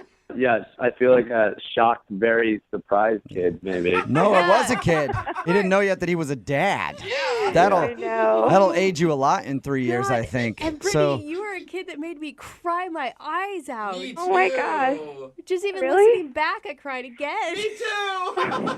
what did your friends and family think when you guys did this? Oh my God. Well, I don't know for Noah because we didn't know each other that well yet, but for me it was intense because even like at daycare, people had heard it and they recognized, they knew my name and they recognized my voice. So it was just a lot of attention. Some people were awesome and calling me and saying, "Do you need support? You're back in town. That's amazing. I'm so glad to know you're here." So what did you guys do? I mean, you guys met up. Did you meet your daughter, Noah, right away? Yeah, after the whole thing on the radio, we got on the phone again and we talked, and then the next day we went and we got together, and it was like a restaurant, and we met up, all three of us, and it was it was really, really like overwhelming, but also really awesome now that I think about it, because the minute that I got to hold her and meet her, it was like the best thing ever, and she was so awesome, and it was just I didn't want to let her go, but then at the same time I was like, who is this girl? Right. You know what I mean? I'm holding this kid that I haven't known for about 3 years, and it's mine. I'm so emotional. Just even that made me cry again, Noah. People have been asking us, what's the status with you guys? Mm-hmm. Yeah. Oh, well, the status is a little bit different now, 3 years later. But the first year it was co-parenting, and then there was some attraction going on. At least for me, Noah, there was attraction going on all the time. But I sort of held back, and then Noah said, "Let's start dating." Oh, Noah! Yeah. He didn't actually say, "Let's start dating." He just kissed me. I mean, that's bold. And that meant let's start dating. And yeah. And I thought it was just a kiss, but then apparently Brittany was like, "So we're dating now." He's like, I just wanted to do what got us to this in the first place. I don't know. That's actually exactly what he did, and I am now pregnant. What? Yeah. You guys are having another baby? Yeah. Baby number 2. Wow. Man, you guys are potent together. Yeah, you are. Jeez. All right, so You sound like such good parents. congratulations. I guess there's another kid on the way. Yes. I'm actually really excited because I know about this one. You can actually be there. Yeah, that's cool. And can prepare for it. And he knows about all the bad things because I'm 13 weeks in, and it's been 10 hours a day for me of nausea. Oh. And the whole time Noah's been like, man, this was so much easier the first time. Are you guys planning on getting married or anything? Or are you just going to just... I mean, we're just going to rush it all into one. Well, actually, we're not rushing it, but we decided we are going to get married. Nice. What? Oh All my right. God. And our daughter's going to be the flower girl, so that's going to be adorable. Oh, my God. Okay, well, that's disappointing. What? Oh, my Well, God. I was hoping that I would be the flower girl, but whatever. Jubal. That's fine, you guys. I mean, we played a big role in this whole thing, you know? You did. And you know what? We're sorry we didn't contact you immediately after that. You know, we talked to you a few years ago, but we just wanted private time, so we we wanted to figure this out on our own and not continually get people asking us what was going on, you know? No, that's I have fine. the biggest smile on my face right now for you, too. I feel like from the mess that started, you guys have really made such wonderful decisions in your relationship. Oh, my God, now I'm crying, and it's probably because I'm pregnant. Oh, my God. Good luck, you two, and keep us updated on the future because our audience is really interested in the whole thing. Like, I can't tell you how often we get hounded asking for updates from you guys. Now you're going to be an old married couple, so nobody will care anymore. But congratulations! Thank you. All right. Thanks, guys. Brooke and Jubal in the morning. That first date cost you $1,500. Whoa! What are you doing? And that is the problem that Cece is having. She's on the phone today to do a second date update with a guy whose name is Tag. What's up, Cece? How are you? I'm good. How are you guys? Good. Oh my God, $1,500 on a first date? Well, technically, I didn't pay $1,500 on the date. It was a dating service that I paid for. So you went through a dating service and it cost you $1,500? That's the part of your email that confused me because you said in it that you spent that kind of money to do this, but why did it cost so much? Because it's a professional service that sets women up with professional men who have professional jobs, have their lives together. A lot of them are millionaires and things like that. So this is like a millionaire matchmaker type deal? Yeah, something like that. I mean, I've done other dating sites, and I'm done with them. I've wasted a lot of time on guys that just don't have their lives together, that are not ambitious, and it's not even really about the money. It's I want a guy that's ambitious. AKA, you're looking for a dude who has some money. Yeah. Well, I mean, that comes with ambition a lot of the time, but I dated too many losers on all the other dating sites. All right, so tell us about this guy named Tag and your date. So Tag, he's really nice. He does like business development type of things. He works in real estate and has, startup companies, things like that. And they told me that he just didn't have enough time to meet the right person. Okay. So, we talked on the phone, then we went out to dinner. And, I mean, I was nervous, but I felt like it went well. Okay. So what about him did you really like? Well, the last couple people I went out with, it just was kind of expected that it was a hookup thing. Like, within, the first hour, it was like, all right, so when's this going to happen? And these are people that you met off of this $1,500 dating service thing? No, those are people from, the other sites. The free sites, the cheap sites for Plenty the poor of fish. people. Right. Yeah. So how did your evening with Tag go? Was it fun? Was there anything interesting about it? It was good. I mean, I was super nervous because I hadn't gone out with a guy like that in a while. So I was trying to come up with something interesting or impressive to say, and I wasn't even thinking, and I just blurted out and asked him how much he made. What? And I didn't mean to. It just came out. I was super nervous. Did you immediately say, I'm so sorry, I didn't mean that? Yeah, as soon as it came out of my mouth, I immediately apologized. Yeah, I can understand why. I think I can understand why he wouldn't want to call you back if it seems like you're only interested in his money. So you're a millionaire? I mean... Well, I wasn't only interested in his money. It was an honest mistake. So What did he do after you asked him how much money he made? he was gracious about it, but he just kind of looked at me a little bit weird. Mm-hmm. And, the rest of the date went on as normal. So he never answered you. You don't know how much money he makes. No, I was like, sorry, I didn't mean to ask that. You don't have to answer that. And can I ask, are you coming from a place where you're really successful and making your own living right now? Well, I'm not on that level. I'm not exactly where I want to be just yet, but I do support myself. I pay all of my own bills, all of that. But it'd be so much nicer if you had somebody else to do it for you, wouldn't it? It's Jubal's dream, too. It Don't really worry. is, yeah. You guys share that together. Yeah, that's not a bad idea, but I know that's going to take time. So how did everything end with you guys? Well, he took me back to my place, and we had a little kiss at the end. And was it a peck or was it a more romantic? It was kind of a peck, but I thought that was pretty respectful for a first date. Yeah. Okay. And have you tried getting a hold of him since you guys went out? They on the site said to wait for the man to call you, and he just hasn't called back. And how long has it been? It's been almost 3 weeks now. Okay, so he's definitely not calling you then if it's been 3 weeks. Well, I mean, he might be ditching me, but then he also did say that he's really busy and he's got a lot of stuff going on. You know, he's got a lot of things to deal with his real estate and all of that. So maybe that's it. It could certainly be. I do feel like you're paying $1,500 for the service. They should be doing this for you instead of us. Yeah, I mean, they should be taking care of it, but I just thought I'd rather call you guys because you guys get it handled immediately. Yeah, we cost $3,000 to do this, so I'll send you an invoice. But we'll play a song, come back, call him, and get your second date update, okay? Okay, thank you. All right, hold on. Moving 92.5. Brooke and Jubal in the mornings. Second date update. Matchmaker, matchmaker, make me a match.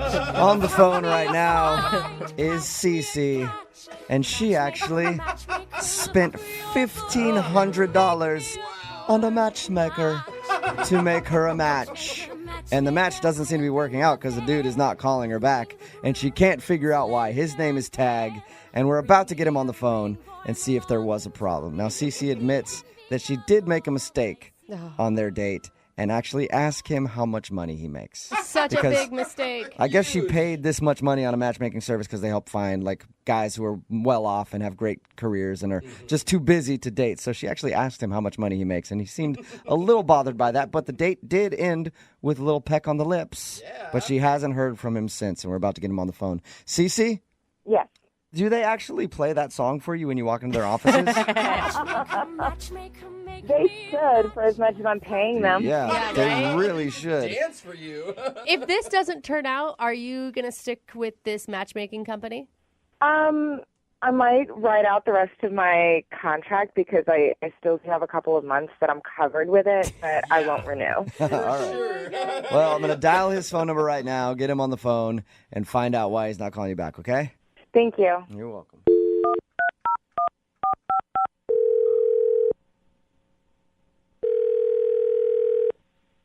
Hello, this is Tag. Hey, Tag, how are you? Good. How are you? Who is this? This is Jubal. I host a morning radio show called Brooke and Jubal in the morning. What is this regarding? I don't have a lot of time. I'll make this quick. It's regarding a date you recently went on. What? How'd you get my number? Well, I got it from the girl that you went on a date with. She actually emailed us and asked if we could get a hold of you because you're not calling her back. You serious? Yes, I am. Her name is Cece. No. I'm not going out with her ever again. Oh, okay. That was quick. Yeah. I guess we got our answer. What's the problem with Cece? Can you tell us? So wait a second. Are you guys working with the matchmaking service, and that's how this is happening? No. Although I would like to be because it sounds like a lucrative business. Cece actually emailed our radio show and asked us if we could get you on the phone to find out why. She's confused and would love to see you again, but unfortunately, you're not calling her back. Okay.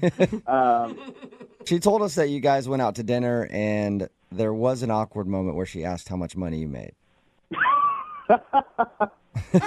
Wait, she actually told you about that? Yeah, she did. She thinks that's the reason you're not calling her. I think it's probably the reason, too. That's embarrassing. Well, that was completely out of line of her. I mean, it's a first date, you know? I couldn't believe that she did it, and you know, she apologized to me, but really it just didn't help. I could tell that she was still thinking about it, and it was on her mind.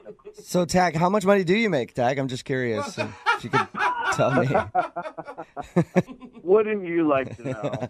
I really would. I don't think we're going to get that out of you, though, but can you at least tell us what else happened on your date? You said that was one of the reasons you're not calling her back? Yeah, I mean, I don't even really know how to say this. Like, this is on the radio and stuff. She doesn't really have a job. What? Okay. She doesn't have a job? She didn't tell you about this? Her way of making money? No. We actually asked her because we're like, are you just going out to find dudes to pay all your bills? And she was like, no, I pay my bills myself. So I just assumed she had a job. Well, yeah, she sure pays her bills, all right. Why are you laughing at her? What does she do? Yeah. Well, she told me that she makes thousands of dollars donating her eggs. What? Eggs? Her eggs? Like her... Like, from her ovaries. Oh, No, like okay. So your she doesn't have like eggs. chickens in a coop in her backyard. It's her reproductive eggs that she's selling. Yeah, no, she's not a farm girl. She's I guess you could say she's a farm girl. She's farming herself. So Dude, that's I how will she's say- making her money? Yeah, I mean, it was kind of weird. Like, she starts bragging about how good her genes are, and No, for real though, you have to go through some like stringent tests in order to be able to donate your eggs. It's like no joke. They want to make sure you are grade A. yeah, she told me all about it. And it's like really painful, I've heard. I heard you can make a lot of money doing it. Yeah, apparently you can make a lot of money because she said she pays her rent with it and travels. Wow, She's even done it in other countries, which, you know. So Well, what? that'd be wait, scary. Like go down to Mexico in a back alley and some guy's just harvesting your eggs. I wouldn't trust that. why does that turn you off? What about that is gross to you? You're asking why that's a turn off. Yeah, I don't know. Like guys donate sperm. She's helping people have babies. Yeah, well, I don't like the thought of her having, hundreds of little kids running around all over the world. And she doesn't have, like, a real job, So, like, I'm going to be out there working, and she's, I don't know, sitting in a lab somewhere getting her ovaries scraped. Hey, what do you do for a living? I work in real estate. Okay, you work in real estate. You might be able to retire off of her egg money. You're flipping houses, she's flipping eggs. Hey, Tag. I also need to be honest with you and tell you that she's actually on the line listening to this conversation and wants to talk to you. What? Yeah. Yeah. Get the out. You're kidding. I don't have a real job, Tag. Selling your eggs is a real job. I make money doing that. I make a lot of money doing that, okay? And I work all over the world in different countries helping women. Yeah, I mean, you work all over the world. You should probably put that word work in quotes because I'm not really sure if that's work in quotes. It is work. It is legitimate work. I have to take care of myself, and I have to make sure that I'm in good condition. You have to just let your body do its natural function. I mean, I don't really know how you call that working. You're just No, but you have to be healthy. You need to have top quality eggs to give to other women. I mean, it's actual work. Oh, yeah, right. Oh, so just because I don't sit around in an office all day with a secretary, that's not work? I don't know what you want me to say. Like, I have a job. I make a lot of money, and I'm there working. I have a job, too, and I also make a lot of money working. Well, I mean, how long can you keep that up for? It's not a real career. You can't do it forever. Eventually, your body is going to go, nope, no more. You know what? Quit putting this down and trying to judge me. Maybe I can't put this on my resume, but I'm a humanitarian. I'm helping people. I think you could put it on a resume. I'm sure you could put that on a resume, Cece. I mean, I just find it kind of hilarious that she thinks that this is humanitarian work. Cece, did he come off this condescending to you when you guys were out on a date and you just somehow missed it?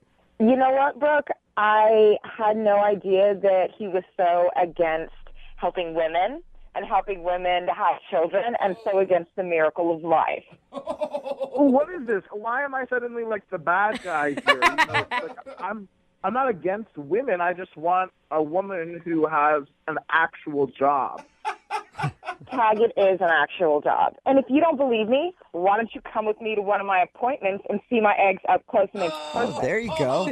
Hey, how about that? That sounds Tag? like a sexy second date to me. Tag, would you like to go out on a second date with Cece? We will pay for it. I can't believe we're even asking that question. You want to see your eggs, bro?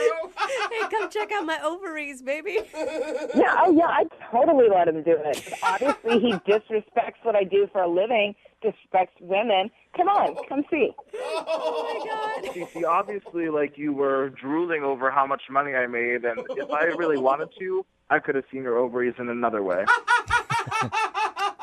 Whatever. Kiss my eggs, Tag. Kiss my eggs? That's awesome. That's a first and a second date update. Brooke and Jubal in the morning. For all that. Obviously, he disrespects what I do for a living, disrespects women. Come on, come see. Oh, my God. Cece, obviously, like, you were drooling over how much money I made, and if I really wanted to, I could have seen your ovaries in another way. Whatever. Kiss my eggs, Tag. Kiss my eggs. That's awesome. That's a first and a second date update. That is a clip from today's second date update. This girl named Cece wanted to call a guy named Tag who wasn't calling her back after their date. We found out the reason that he wasn't calling her back was because she claimed that her career was selling her eggs so that she can take vacations and stuff like that. You can get a lot of money for selling your eggs, but he was like, it's not actually a career. Yeah. And eventually she's just going to be wanting me to take care of her. Yeah. And she was like, no, this is a career. Everybody texting in at 78592 agrees that that is not a career. No. I think it is. You do? Yeah, if I had eggs to sell, absolutely. You could go sell your sperm, and that's not a career either. Except that's like $50. You get thousands of dollars selling eggs. It's because it's like a crazy, intricate process, and it's supposed to be really painful. There's some people texting in. They're like, my friend did this, and she made like $30,000. Yeah. Like, that's a lot of money, dude. I don't think it's worth it. Really? So much work and pain. And apparently she has to keep her body like right all year round and eat right and everything else. I love how nobody brought up, he never brought up the fact that she flat out asked him how much he made during dinner. Like, that wasn't the problem. I feel like that should be the problem. Met him on like a gold digger website, Yeah. pretty much. I do know my favorite thing, though, was this line. Whatever. Kiss my eggs, Tag. Kiss my eggs. That is the one thing that we can take away from today's second date update. The next time somebody's messing with you, just tell them to kiss your eggs. Whatever. Kiss my eggs, Tag. Kiss my eggs. Is donating your eggs a career? Text in 78592. career. I think it's a good career path. No. And every woman should do it. It's Those really things easy. dry up way too young and for it to be a career. Whatever. Kiss my eggs, Tag. Yeah, kiss my eggs. Remember, if you want a second date update, all you have to do is email the show, and we will call the person who didn't call you back, and then you can yell at them Whatever. Kiss my eggs, Tag. to kiss your eggs. Moving 92.5. Brooke and Jubal's second date update. It's been a while since we got an email for a second date update where somebody says they found the one on their first date. And Justin is on the phone right now. He says that the girl he went out with is the one. Wow. And he never wants her to escape his firm grasp. Okay, now So it gets he creepy. wants to grab her and make sure she always stays in his life and that the one won't slip away. Hey, Justin, before we start this second date update, you don't have the one chained up in your basement, do you? No. Okay, good. creepy laugher. All right. Because I won't be involved in that again. All right? That should be a hard no, not a laugh no. Your email did say, though, that you think this woman is the one. Before we get into all that, where did you meet her? I met her through some friends of ours. It was kind of like an old high school buddy set me up with her, and I haven't really hung out with a whole lot of girls, and I was really eager to go on a date. Like ever? You never hung out with girls like ever? I think he means dates. Yeah. I haven't dated in a long time. I've definitely hung out with girls, but it's been a while, so I just did a blind date, and I thought she was the one. I still think she might be the one. Have you ever felt that way about someone before?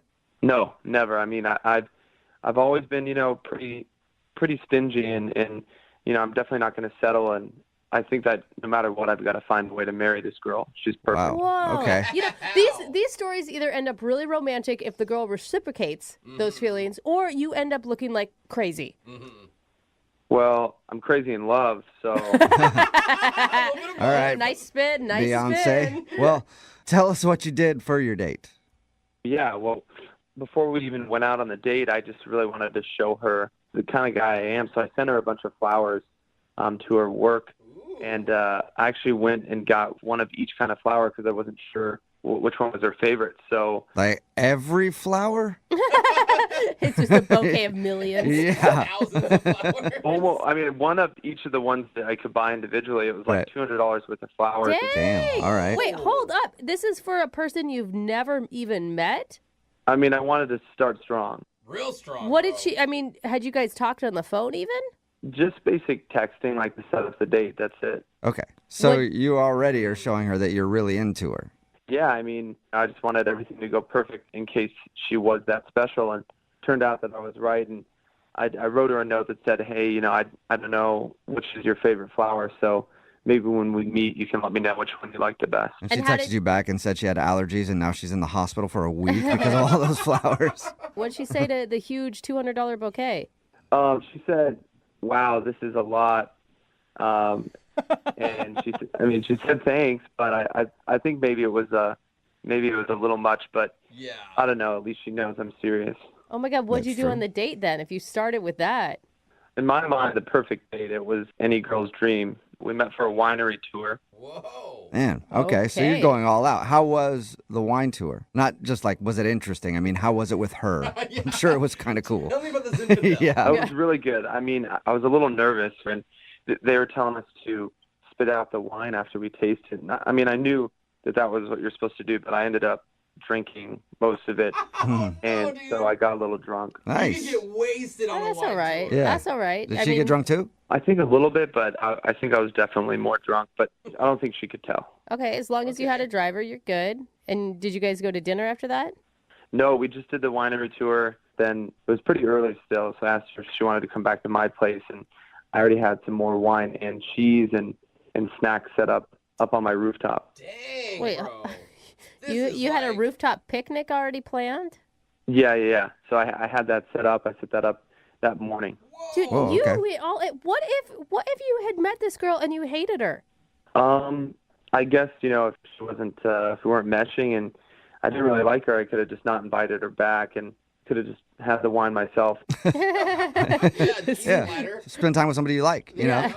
But obviously it did go well, and you guys went back there. And how did that whole thing play out? Did you get a kiss or more? Oh, my Or gosh. less? I mean, yeah, she Or was in the middle somewhere? Or... She was, What I'm asking is, did you get any action, Oh my Justin? God, he's trying to tell Action. you. I didn't want to, again, I wanted to show her I was serious. And I mean, she was just a striking girl, like just gorgeous. And I've never been that close, felt that close to a woman in my life. Maybe my mom, but other than that, Okay. probably no one. Okay. Let's never compare romantic things and then throw in your mom during that. That's what she told me to just not bring up my mom. But I'm really close with my mom. Wait, Anyway, did you bring up your mom a bunch while you guys were having wine at your place? Well, with the blanket we were sitting on, my mom had quilted it, and so I was telling her about that. But then I stopped and I asked her if she wanted to kiss, and she did. She said yes. Hey, that worked? Yeah, and we hung out for a while, and we looked at the stars, and then it got kind of cold, so I just called her a cab home, and so I thought it was perfect. I mean, I was just reeling, I thought this is the girl. I was thinking about our wedding, and Whoa, dude. All right, so then she never called me back. How many times have you called her? A lot more than I want to count. Oh, no. okay, so you've called her a bunch, and has she responded to anything? No, it's been 5 days, and I hope she's okay. I haven't gotten anything. You have any idea why? I mean, I hope that maybe she lost her phone. Yeah. I don't think so. Okay, well, keep hoping, because I don't think that happened. I don't know. Maybe she wasn't digging it, but I thought she was. All right, well, she did kiss you, so that's a good sign. Yeah. Yeah, it was a good kiss. Nice. Okay, well, I'm going to play a song, and then we'll come back and call her and get your second date update, okay?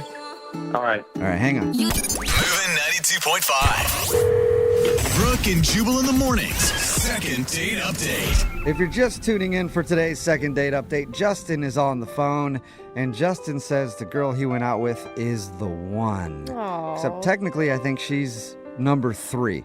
Because the pool's not very large for Justin. He said that he's only been out with 2 other women before this. So, Justin, how can you be sure that number 3 is the one?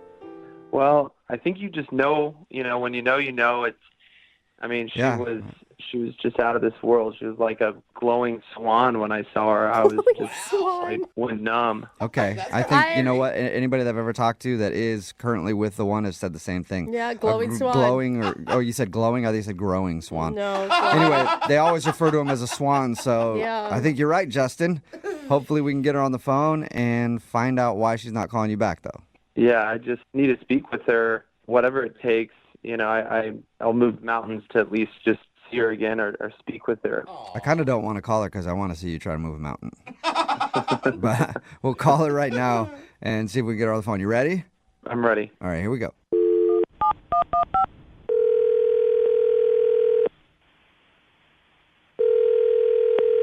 Hello? Hi, is this Martha? Hi, who am I speaking with? Hi. This is Jubal from Brooke and Jubal in the Morning. It's a radio show. Okay. How are you? Am I on the radio? That's a good question. Mm-hmm. But I asked how you were first, so I can't tell you that yet. You good, I guess? Okay, yeah, you're on the radio. So the reason that we're calling you today is because we do a segment on our show called the Second Date Update. Are you familiar with that at all? What is that? Well, it's a thing we do on our show where if you go out on a date with somebody and then they don't call you back after, you can email us to get that person on the phone and ask what happened. And we got an email about you from a dude named Justin. Okay. Okay, he's a romantic dude, sent you a bunch of flowers. You guys went wine tasting, unless I've got the completely wrong Martha on the phone. And in that case, I'll let you. Justin. What's that? You know him? I know Justin. Okay. So this is the Martha that went out with them wine tasting. Yeah, that's me. Okay. It sounds like he set up a really romantic date for you guys. It was fine. It was good. It was good? What? I mean, the way he described it, it was magical. I mean, he put a lot of time and thought into it clearly, and I could tell he thought it was special. Yeah. Did you not think it was special? Yeah, no, I mean, it was cool. I had a good time. He would clearly thought that it was more special than I did. Yeah, I could see that. I mean, talking just briefly to him, he was a very eager person. This is like the date of the lifetime for him. He wanted to be the hopeless romantic for sure. Yes. I mean, I think that's the right word. All right, and is that why you aren't calling him back, because you just don't feel the same? I mean, it's part of it. It was a pretty good date, to be honest.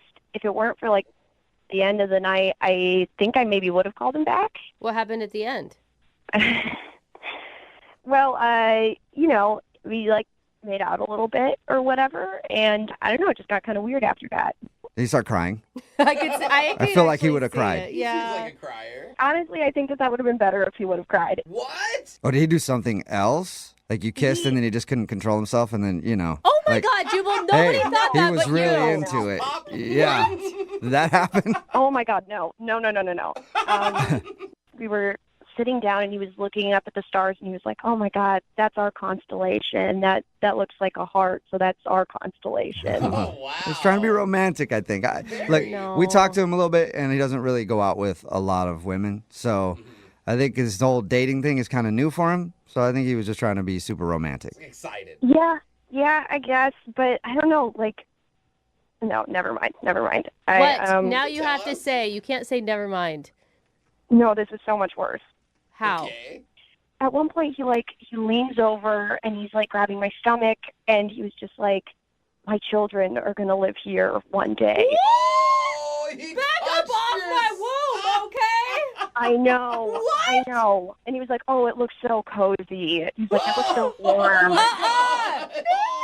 Wow. I know. It was so much. That's an interesting comment, for sure. What did you do? it's I would have screamed. Maybe hit somebody. I mean, I pretty much was immediately just like, "Okay, gotta go." And I was done. Oh my God. That's understandable. Dude. Well, that explains why you weren't calling him back. Martha, he's actually on the other line listening too and wants to talk to you, though, we're by the so way. sorry. Sure, maybe he wants to see if that space is still for rent, I don't know. Oh my God, seriously? Yeah, Justin, are you still there? Yeah. Oh my God. Justin, that's Justin, so what creepy. are you doing? Well, you guys are taking it out of context. It wasn't that bad. And Martha, it's good to hear your voice. She starts laughing. Oh my God. I wanted to talk to you for forever. I mean, it felt like forever. It's been 5 days, but Yeah. I mean, how are you? Yeah, I'm fine. I don't think that's the issue, is how she is. I think the issue is what you said to her, Justin. Did you not hear what she said? There's a lot of buildup. And there's a lot of wine, and it seemed like the right thing to do because we had talked about everything else, and we were cuddling. Yeah, but Justin, that was so far over my line of what is acceptable on a first date. It's crazy. You know what, Martha? Love is crazy, and love makes you do and say and feel crazy things. You don't love me. You might not think that, but there's love already in my heart for you. And he wants to put it in your belly. Oh my God. Oh my God. I know that you fall hard or whatever, but it's not okay to tell somebody that you're going to impregnate them and have their baby on a first date. That's so much. I was just saying what could happen. I was going to impregnate you on the first date, and I thought you'd like that. Justin, I met you at like 4 o'clock that day. That was the first time we ever saw each other. And then by the evening, you're like, oh, you're going to have my baby. It's like, it's so much. It's so much. I meant it as a compliment and something to look forward to. Compliment? As a compliment. You have childbearing body. Oh my god! Oh my god! Dude, stop! Are you serious right now? Martha, You don't even know me. You don't. you told me your middle name. I know everything. You told me. Oh my god! Anyone that checks her ID knows her middle name. Right. Why are you not hearing what she said? Like, why aren't you apologizing right now? I know I came off maybe a little strong, but I feel like you're my soulmate, and I will do anything just to hang out with you again. And I can reel it back in. I can be less intense, but I really think that I'm the guy for you. Oh my god, Justin. Justin, you can't like apologize and then say I'll dial it back and then call her your soulmate and then keep pressing for her to love you. Yeah. Justin, you are a really nice person, but what you're doing is putting so much pressure on me. Like this is crazy. Listen, Martha, I know that you're scared right now, and I'm scared too. I've been scared, and being scared is part of love. It's the first step of love. Mm-hmm. You should listen to Justin. He knows what he's talking about. He's been on 3 dates. I mean, I don't even know what to say right now. Well, you could say yes to Justin and go on another date. Martha, would you like to go on a second date with Justin? We will pay for it. Yeah. Well, we can't pay for the in vitro if he wants to do that, but we will pay for you guys to go out on a date. I think that's going to be a hard thank you, but no thank you. Justin, seriously, I wish you the best in whatever comes next for you. I just like that it's not me. I'm not next, okay? Martha, you can't end now. You just don't nip this in the bud. We have to try to make this work. Please, please, please, please. I mean, you're making me feel like a bad person here. I'm not a bad... Come on. I mean, am I wrong here? No. No, of course. Justin, you're coming off too hard, man. Like, I think it's sweet that you want love so badly, and I think it's sweet that you want romance so badly, but those things don't happen unless the other person feels the same way. Yeah, I mean, exactly. You can't tame love. You can't tame it. Can't tame it. Dude, You're right. not listening. Justin, you are not listening at all. I am listening. I'm listening to my heart. Okay. Yeah, I'm listening to my heart too, and it's going to be a hard pass. Oh man, your hearts are arguing right now. I don't think they're going to see eye to eye. I don't think you're going to get a second date out of this, Justin. Martha, we're perfect for one another, but if you don't see that now, I don't know. I can't choose. This is not my brain picking what I want to do. This is my heart picking, and it's chosen you. And you're going to be there forever. Even if I die alone, you'll die with me. Well, then you won't die alone, right, Justin? Exactly. Good point. Well, okay, congratulations, Justin. I think this worked out for you. You will not die alone because you'll have Martha in your heart. Oh, my gosh. Seriously, I wish you the best, and I hope that you find that person, okay? All right. I'm going to write you, though. All right, Justin, will you write her? And Martha, I hope someday you find somebody that puts a baby in that sweet womb of yours. It sounds amazing. Oh, my God. Brooke and Jubal in the morning. Brooke and Jubal's second date update. In my opinion, it's always a good date when the possibility of handcuffs getting whipped out comes into play. On a first date. Wow. But not everybody feels that way. Like Frank, who's on the phone for a second date update right now. What's up, Frank? Hey, guys. What's up? Not much. So you almost got the handcuffs put on you, huh? On a first date. That's what I like to hear. It's like Freaky Frank already, right? Yeah. Sounds like a lot of fun, Frank, your email about your date, but I guess it wasn't? Yeah, it wasn't what I would love to exactly have, but that's how it goes. You sound awkward just even saying that. Yeah. It just wasn't one of my proudest moments, really. Before we get into that, tell us a little bit about the girl that you want to call today. What's her name? Her name's Jenna. Jenna. And how did you meet Jenna? We met through some mutual friends, just at a party, and we were both hanging out, and just there seemed to be a little bit of a clicking. You know what I mean? Okay. So did you know immediately that you wanted to ask her out? Oh, definitely. She was hilarious, Oh, awesome. I love that she was just had a great sense of humor, and she had an awesome smile, and she had this really cute mole. It was between her left eye and her nose. And Cute mole, huh? it's going to sound a little like normally I'm not really into moles at all. They kind of weird me out, but he was like rocking it. You know what I mean? There's something about it that was like super, Something sexy about a girl who's not scared to rock her mole. I agree with you on that one, Frank. It was like a sexy mole. So it was like, you know. Obviously worked because you guys went out on a date, right? Tell us about the date. Well, like I love indie films, so I asked her to see this indie film that my friend actually worked on. He was like a cinematographer on it. He was just like super talented, and I just wanted to go support. So how was the movie? It was, I mean, I thought it was good. I mean, at one point, I was kind of nervous too because I had French onion soup at lunch, and I was like, I didn't have a chance to like brush my teeth, so I was worried, you know, I don't know if I had like bad breath or something. But All those onions. she leaned in at some point, so I felt like, okay, this is going great, you know? Like she leaned in to kiss you during the film? Just like to like be closer, I think, you know, just kind of like lean up against me, but it was just like, I think she was just trying to get closer. Right. Okay. And you didn't try to kiss her at that point? I mean, I didn't kiss her, but I was like thinking, all right, this is like, we're going to get a kiss at the end of the night, you know? Yeah, it's a good romantic move there. Did you get a kiss at the end of things?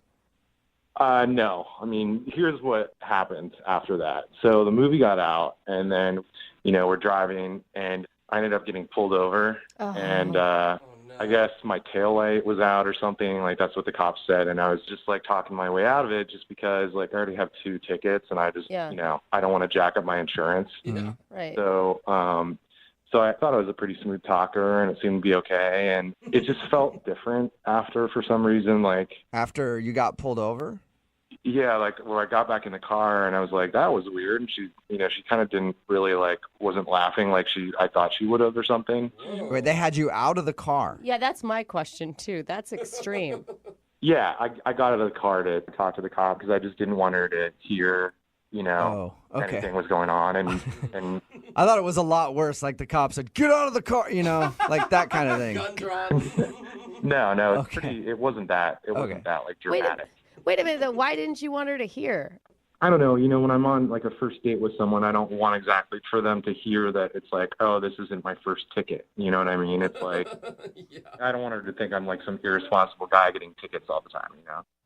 Okay. And so what happened when you guys actually got back to her house and you said goodnight? So I drove her back to her place, and, you know, I'm thinking I'm still going to get, like, a kiss, you know, by the end of the night. And I took her to her door, and she's just like, no, sorry, just not feeling it. And I'm like, oh, okay. Oh, wait, so you went in for a kiss and she denied you? Yeah, she's just like, sorry, it was just weird. It just was kind of like cut off. All right. And I asked her, I was like, can I call you? And she's like, she was just like really vague, you know, she's like, okay. But it didn't feel like she was super interested. Not absolutely call me, just, okay, sure, I guess. Yeah, it was like, yeah, exactly. She's like, all right, yeah, whatever. I wonder what could have happened from the time you went to talk to the cop to getting back into the car that would have made her seem so cold. Like, I don't know, I have this, like, weird theory that maybe she dated that cop or something. What? You know, I don't know, I just was thinking, like... You've just been sitting on this, making up stories since you went on your date of things that could have possibly been wrong, right? I don't know, because I can't figure it out. It was like, why would you suddenly just not want to talk or not even, like, accept my kiss? That is reading deep, sir. Well, I don't know. I thought, like, you know, I was thinking that. I was thinking, like, is it my breath? Like, was it the French onion soup? The breath? All kinds of things. With the police officer. Have you tried to call her since the date? I mean, have you tried to reach out to her? Yeah, and just nothing. Nothing at all? Hasn't. Yeah. All right, well, we'll play a song, come back, call her, and get your second date update, all right? All right, cool. Okay, hang on, man. Moving 92.5. Brooke and Jubal in the mornings. Second date update. I'm actually really surprised that the guy on the phone to do a second date update today isn't getting a call back because he's a bad boy. Oh. That's right. If you missed the first part of today's second date update, Frank is on the phone and he wants to call a girl named Jenna. And on their first date, he got pulled over, got into a physical altercation with a cop, and then took them on a high-speed chase down the freeway, which eventually ended in the car rolling over 6 times before he was taken into custody. God, his story has gotten a lot better in the last couple minutes since the last time we talked to him. Actually, he got pulled over after they went to the movies and then talked his way out of a ticket. Yeah. And then after he talked his way out of the ticket, when he got back in the car, she was very awkward and was hardly talking to him. At the end of the night, when he dropped her off, he went in for a kiss. She said no. And then he asked if he could call her again. She said, okay. And then he called her again and hasn't heard a thing. Frank? Hey, guys. It would have sounded cooler if you would have done all those things that I said you did, by the way. Yeah, I guess. But, I did something. Hey, next time. At least I did something. Yeah. We live to date again. The next date you go on, high-speed chase. Gets him every time. The cop. Yep. Oh, my gosh, Frank. All right, buddy, I'll do that. Yeah. Yeah, that's you guys give out such good advice. Really do. I mean. All right, man. I'm going to dial her phone number right now, okay? Okay. Here we go.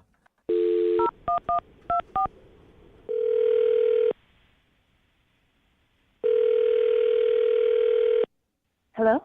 Hi, I was looking for Jenna. Hi, this is Jenna. Hey, Jenna. What's going on? Not much. May I ask who's calling? Sure. Are you going to answer her? I don't know. I mean, you can ask. Oh, you're waiting. Would you like to know who it is? Who's calling me? What's going on? This is Jubal from Brooke and Jubal in the Morning, the radio show. Are you serious? Yeah. How are you? I'm fine. Why are you calling me? I'm calling you because one of our listeners actually sent us an email about you. His name is Frank. What? Yeah. His name is Frank, and you guys recently went to a movie together. Yeah. Yeah. And Frank told us that after your date, he's been trying to get a hold of you because he would like to see you again, and you haven't been responding to any of his phone calls or text messages or anything. Oh, my gosh. So Frank asked us if we could call you and find out why you don't want to see him again. There's no way that this is real. No, this is 100% real. It's a segment we do on our show called the Second Date Update. Frank wants to know why you're not answering the phone. Oh, my gosh. So are you laughing at the fact that a radio station is calling you, or just the thought of Frank?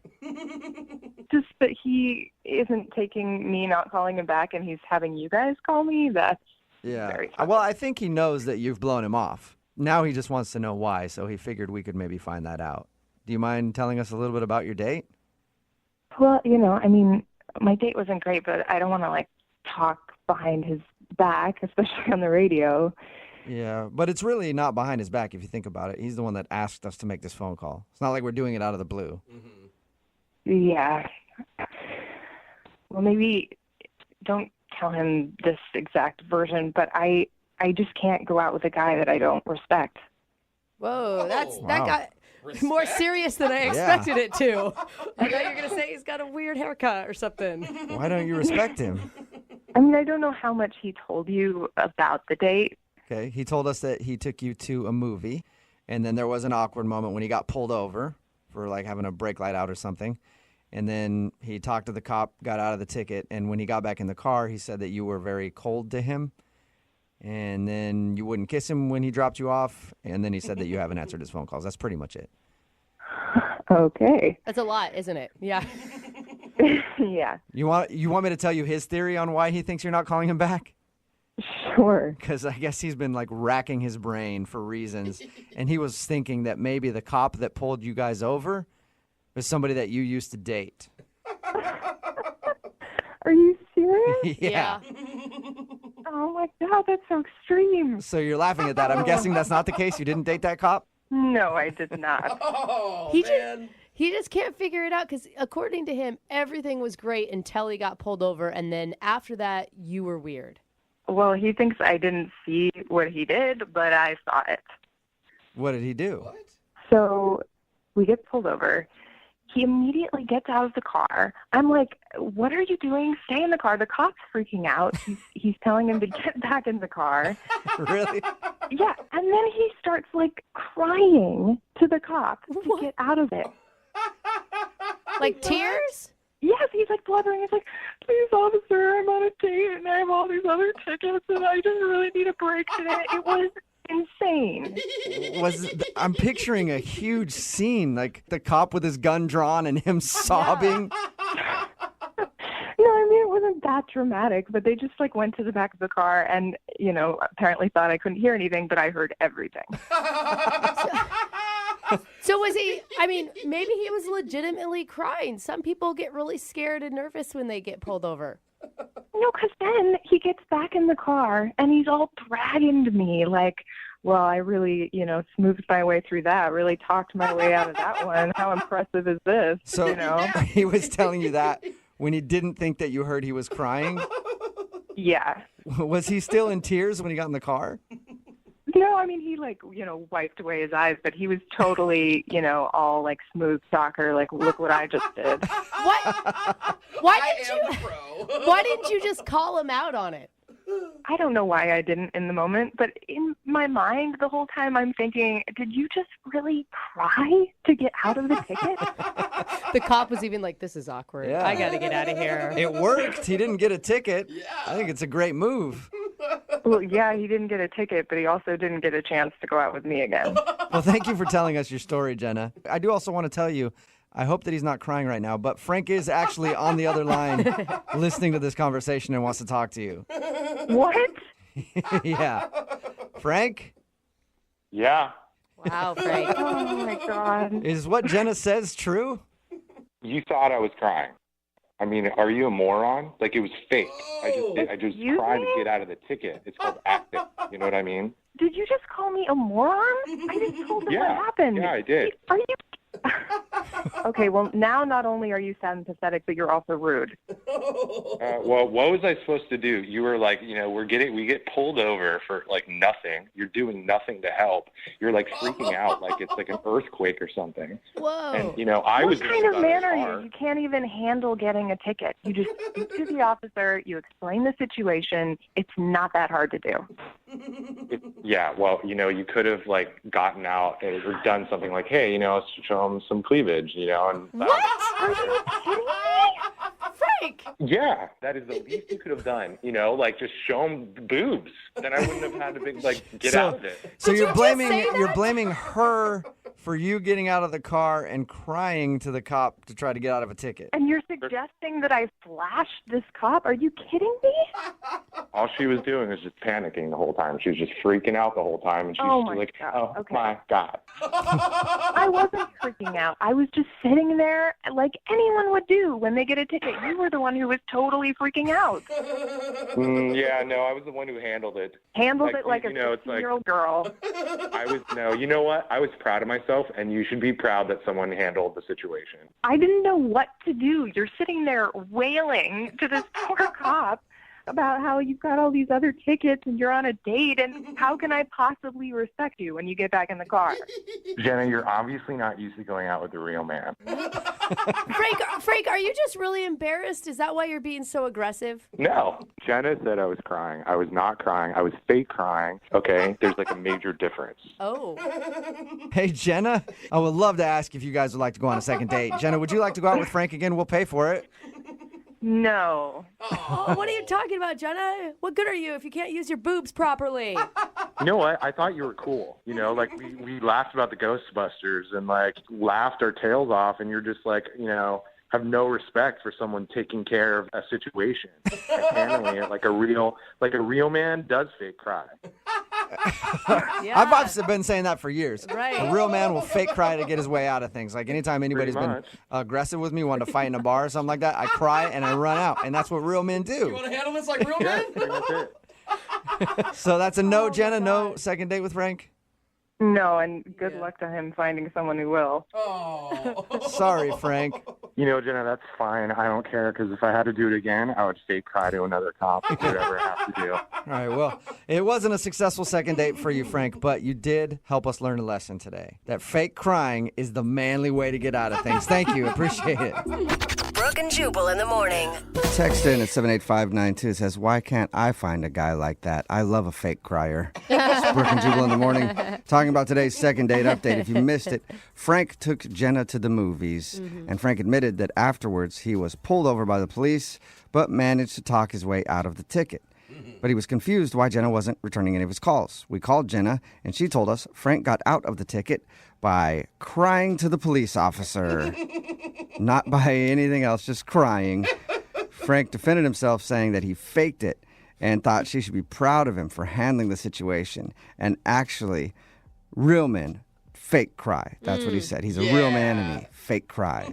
I think he really cried and he's Yeah. too embarrassed to admit it, which he shouldn't be. That's a stressful situation. Jenna decided not to go out with him again. Yeah. Remember, if you want to do a second date update, email the show and we will call the person that didn't call you back. It's Brooke and Jubal in the morning. The girl on the phone for a second date update today thinks she might not be getting a call back because she was too prepared for her date. Too prepared? Yeah. She took along something in her purse that she figured could help them both out, and apparently she feels like the guy got a little shocked when he saw it. Whoa, I don't know what it is, but my mind is going to places that are not very clean. We'll find out what it is in just a second, but she's on the phone right now. Samantha, what's up? Hey. Hey. Oh my gosh, you sound really pissed almost right now, No, Samantha. dude, you guys just made that sound like, oh, what she got in her purse? Yeah, like, well. it's a normal thing. Oh, yeah, sure. Okay. Maybe you're going to think twice now before you put things like that in your purse before a date, right? Could I put it in perspective? Like, could I tell you what happened? Yeah, I guess. Sure. Okay, first tell us how you met the guy you want to call today. Yeah, so his name's Charlie, and we were set up on a blind date by mutual friends. Oh, and was it like blind where you hadn't even like stalked him on Facebook or Instagram or anything? Well, I didn't know his last name, so I couldn't do my due diligence. Okay. You know? Okay. But you did look at like every Charlie in like a 50-mile Dude, I looked at radius. so many Charlies. I like hoping our mutual friends. I'm like, who's the Charlie? I was like, geez. And how was the date with Charlie? What'd you guys do? We went to this bar that was kind of in between us because we both live a bit of a distance from each other. So we met in the middle at this bar. And were you nervous going into this, or did you feel pretty cool? Yeah, it was my first blind date. So I was like, oh, I don't know. And I haven't been able to snoop him. And I was like, oh, what if I can't hide that I'm not attracted to him? Like, you know, all these thoughts, you know. So were you relieved when you got to the restaurant, or how'd you feel? He's very cute. Okay. Very cute. He's like the definition of my type. He's tall, he's got dark hair and green eyes and like these thick eyebrows that kind of come up to a point that I like on guys. I'm like picturing Dracula, what you just described, but No, but I'd give him a shot, you know, at this point. All right, so you were pleasantly surprised with Charlie. Tell us about your date. So we sat at the bar, we're chatting, we're laughing, the conversation is flowing easy.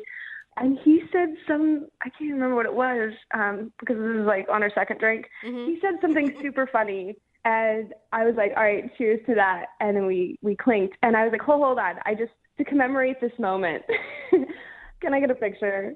Because what he said was just, it was like a perfect moment on a date. hold on though. You stopped in the middle of laughing at somebody's joke to take a picture? Yeah. No, the laughter had ended, and it was like, I think I did it at the right moment, you know? So that's when I reached in my purse, and I grabbed my selfie stick, and you know, after he said yes. Wait, what did you just say? Hold on. I said I grabbed my selfie stick out of my purse. You brought a selfie stick with you on a first date? Well, it's always in my purse. Okay. Yeah, but then you have to like attach your camera to it and then pull it out. I mean, this isn't. Oh, come on, you're making it sound like it's like hard labor. You just pop it in and hold it out. Okay, I would be off put if I was on a date with you. Dude, it's so normal. No. Yeah, No. it is. It is. It really is. I just feel like that's a lot for a first date to put a first date picture up on Instagram. Look, it's obvious you haven't dated in like a long, long, long time. But people do it all the time. Or maybe this is like a generation gap where you guys. Oh my God, I am not that old. All right, listen, All right. I am married. I will say married, but I'm not that old. Okay, so you ended up taking a picture with your selfie stick. You said in your email you thought that might be one of the reasons he's not calling you back. That's the only thing that stands out in the date, because like after that, a group of his friends were also just happened to be at the same bar, and they came over and they said hello, and he introduced me, and they invited him to. They were going to some other place, and he was just like, yeah. And so we closed out and walked outside. It was gorgeous. It was absolutely gorgeous. The moon was huge. It was bright. It was creating this like beautiful blue backlight. I didn't take a picture. Okay, I thought that's what we were working up to, and I'm like, all right. No. But it was just really romantic and just sort of magical outside. And so, you know, we went out to get some air, and I pointed it out. I was like, wow, look at the moon. It's gorgeous. Like, this is so romantic. It was a perfect moment for a first kiss. And? That's what I'm thinking. And I don't think he picked up on the moment. Did he just stand there and go, yeah, it is gorgeous? That's exactly what he did. That is exactly what he did. And so I was like, okay, well, maybe he's a little socially awkward. So I started like slowly leaning in. Yeah. And he's like, what are you doing? Oh, you got shot down. Oh, no. Dude, so I got shy, and I was like, you have something on your shirt. I was just going to get it off. I would say smooth recovery. Yeah. Well, not exactly, because he was like, really? Because I thought you were trying to kiss me, and that would be weird. Shut up! He said that? He said, and that would be weird. Whoa. And that would be weird. And I was like, no, I wasn't trying to kiss you. Like, You're like, What are you talking about, you That's pervert? You out here disgusting. trying to kiss me or something? Are you dropping hints? and he's like, because I just met you. You know, and I was like, of course, yeah, I just met you, you know. Of course. Yeah. That's pretty funny. I like her. So that's an awkward end to the date then. Was that like the last little bit of... So that felt awkward, but like the conversation was so free-flowing, and it was so easy and light and fun, and that's why I'm kind of disappointed he didn't call me afterwards. Okay, Yeah, well, I could see that. I mean, selfie stick aside, it sounds like a great evening. Yeah. Like, how can a selfie stick, something so simple, be a deal breaker? I wouldn't think that would ruin things for you, but maybe the awkward kiss moment could have. Well, he doesn't know that I was going in for a kiss. I played it off pretty well. Yeah. All right. Well, we'll play a song, come back, and then call him and get your second date update, okay? Okay, thanks. All right. Hang on. Moving 92.5. Brooke and Jubal in the mornings. Second date update. Samantha is on the phone, and she wants to call a guy named Charlie. They were set up by friends. They went out to a bar, had a fun time. She thinks that he might have thought the selfie stick she brought along was awkward to take pictures with.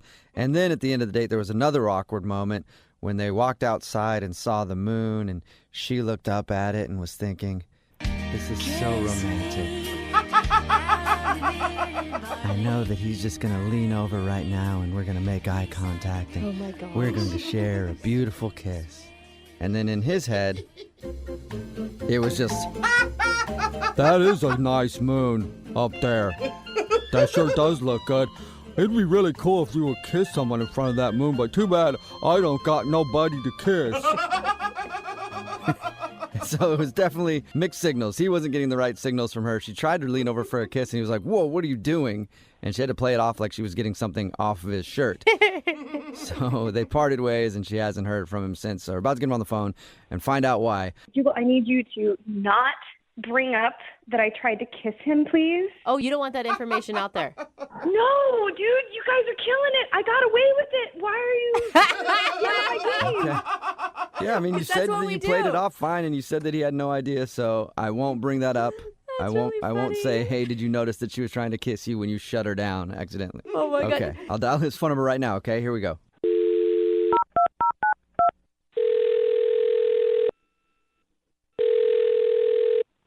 Hello? Hi, can I speak to Charlie, please? This is he. Hey, Charlie, how are you? This is Jubal from Brooke and Jubal in the morning. What? I'm sorry. What's Brooke and Jubal in the morning? What can I do for you? It's a radio show, a morning radio show. A morning radio show. And what does it have to do with me?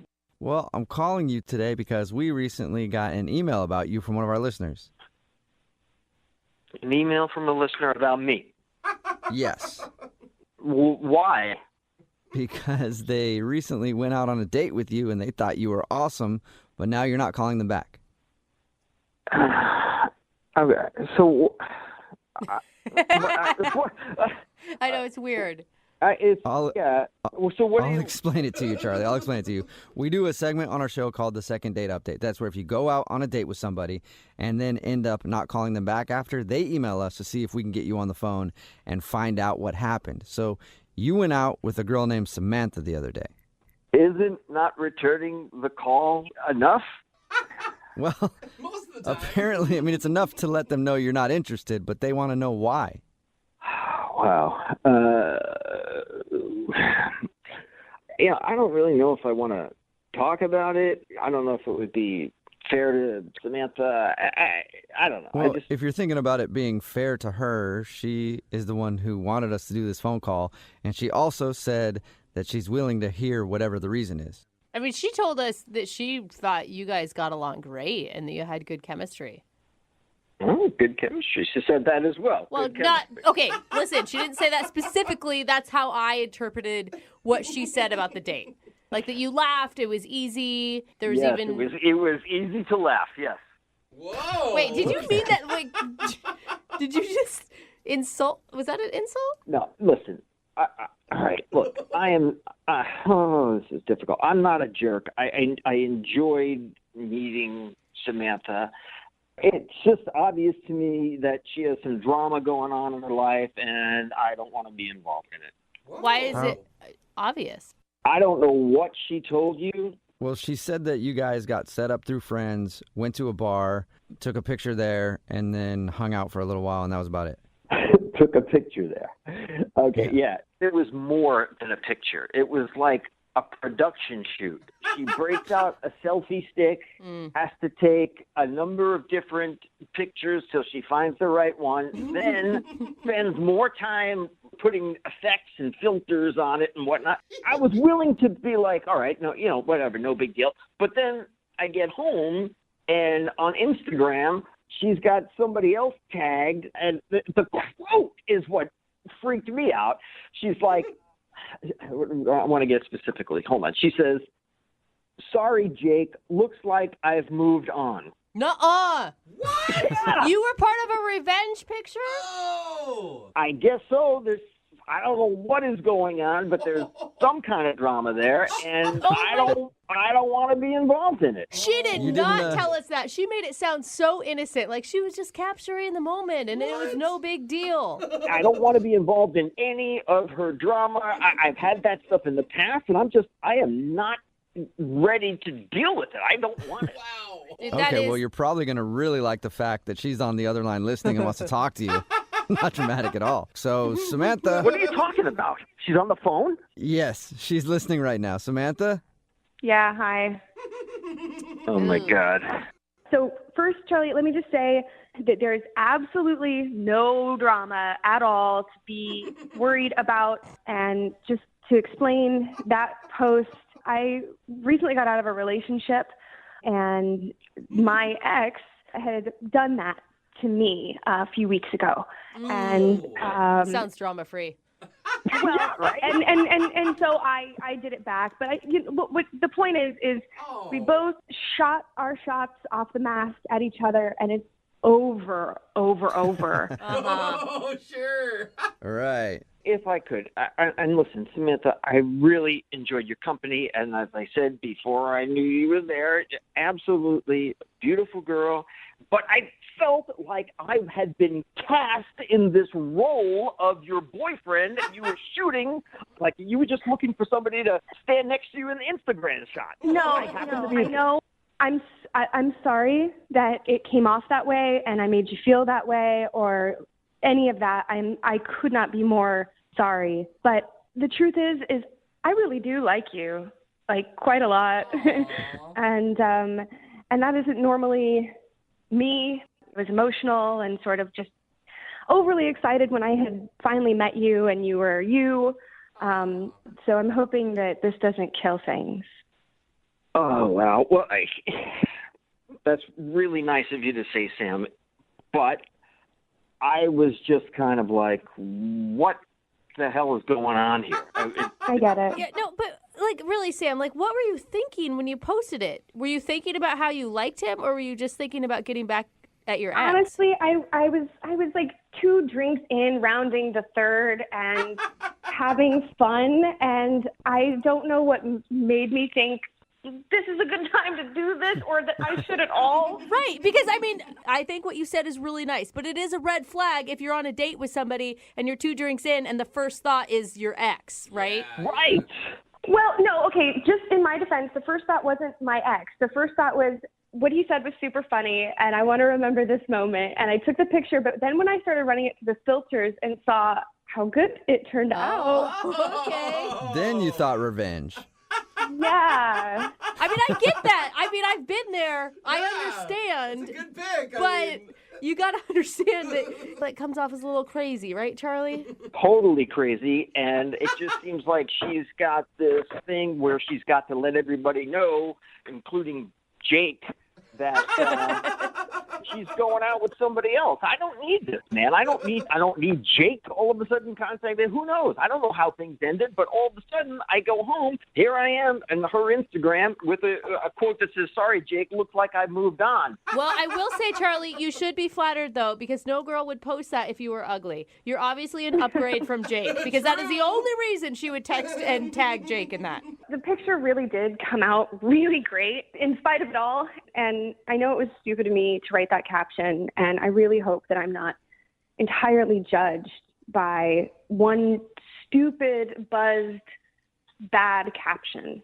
Well, you know? let's find out. Charlie, would you like to go out with Samantha on another date? We will pay for it. Will you go out with her again? Can it be social media free? Oh. Of course. Yeah. Of course? Yeah, Really? I don't know. Yeah. Yeah, I'm not so sure I trust you. Well, give me a chance to build back the trust. I think you can actually trust her, because if she was going to call us and put all this on the air, and if her ex heard, she looks pretty pathetic right now. So she's just risking a lot for this date, I'm saying. Thank you. What do you think, Charlie? You know what? I think it's worth one more date. Let's do it. Oh, cool. So that's sweet. All right. Well, congratulations, you two. And hey, Samantha, on this date, if you actually do try to lean in for a kiss, it might actually happen. Jubal, you weren't supposed to say anything. Say what? I just thought maybe you guys could share a kiss. Brooke and Jubal in the morning. Text in. It's 78592. It says anybody that posts a "I'm so over you" picture on Instagram or any social media is proof that they're not over anything. Yeah. It's Brooke and Jubal in the morning. If you missed today's second date update, Samantha wanted to call a dude named Charlie. They went out on a date. She had a great time. Was wondering why he wasn't calling back. Well, on that date, they took a picture, and later on, he went home and saw it on Instagram. He was tagged in it, but so was her ex-boyfriend, saying, "Look at me, I'm moving on." And he didn't want to go out with her again because he's like, okay, that's weird. I don't want to get wrapped up in all this drama. But they worked it out, you know? Yeah. You know, kind of. He's probably still worried a little bit. And like I Yeah. said, he's hotter than the boyfriend, so he's got that going for him. True, that was Yep. a good point. You know, you're never going to post a picture with somebody uglier and say, hey, I moved on. No, definitely not. At the end of it, they did agree to go out again, and she promised that she won't do that anymore, and she's over her boyfriend, so we'll see where they wind up. Remember, if you want to do a second date update, all you have to do is email the show, and we will call the person who didn't call you back.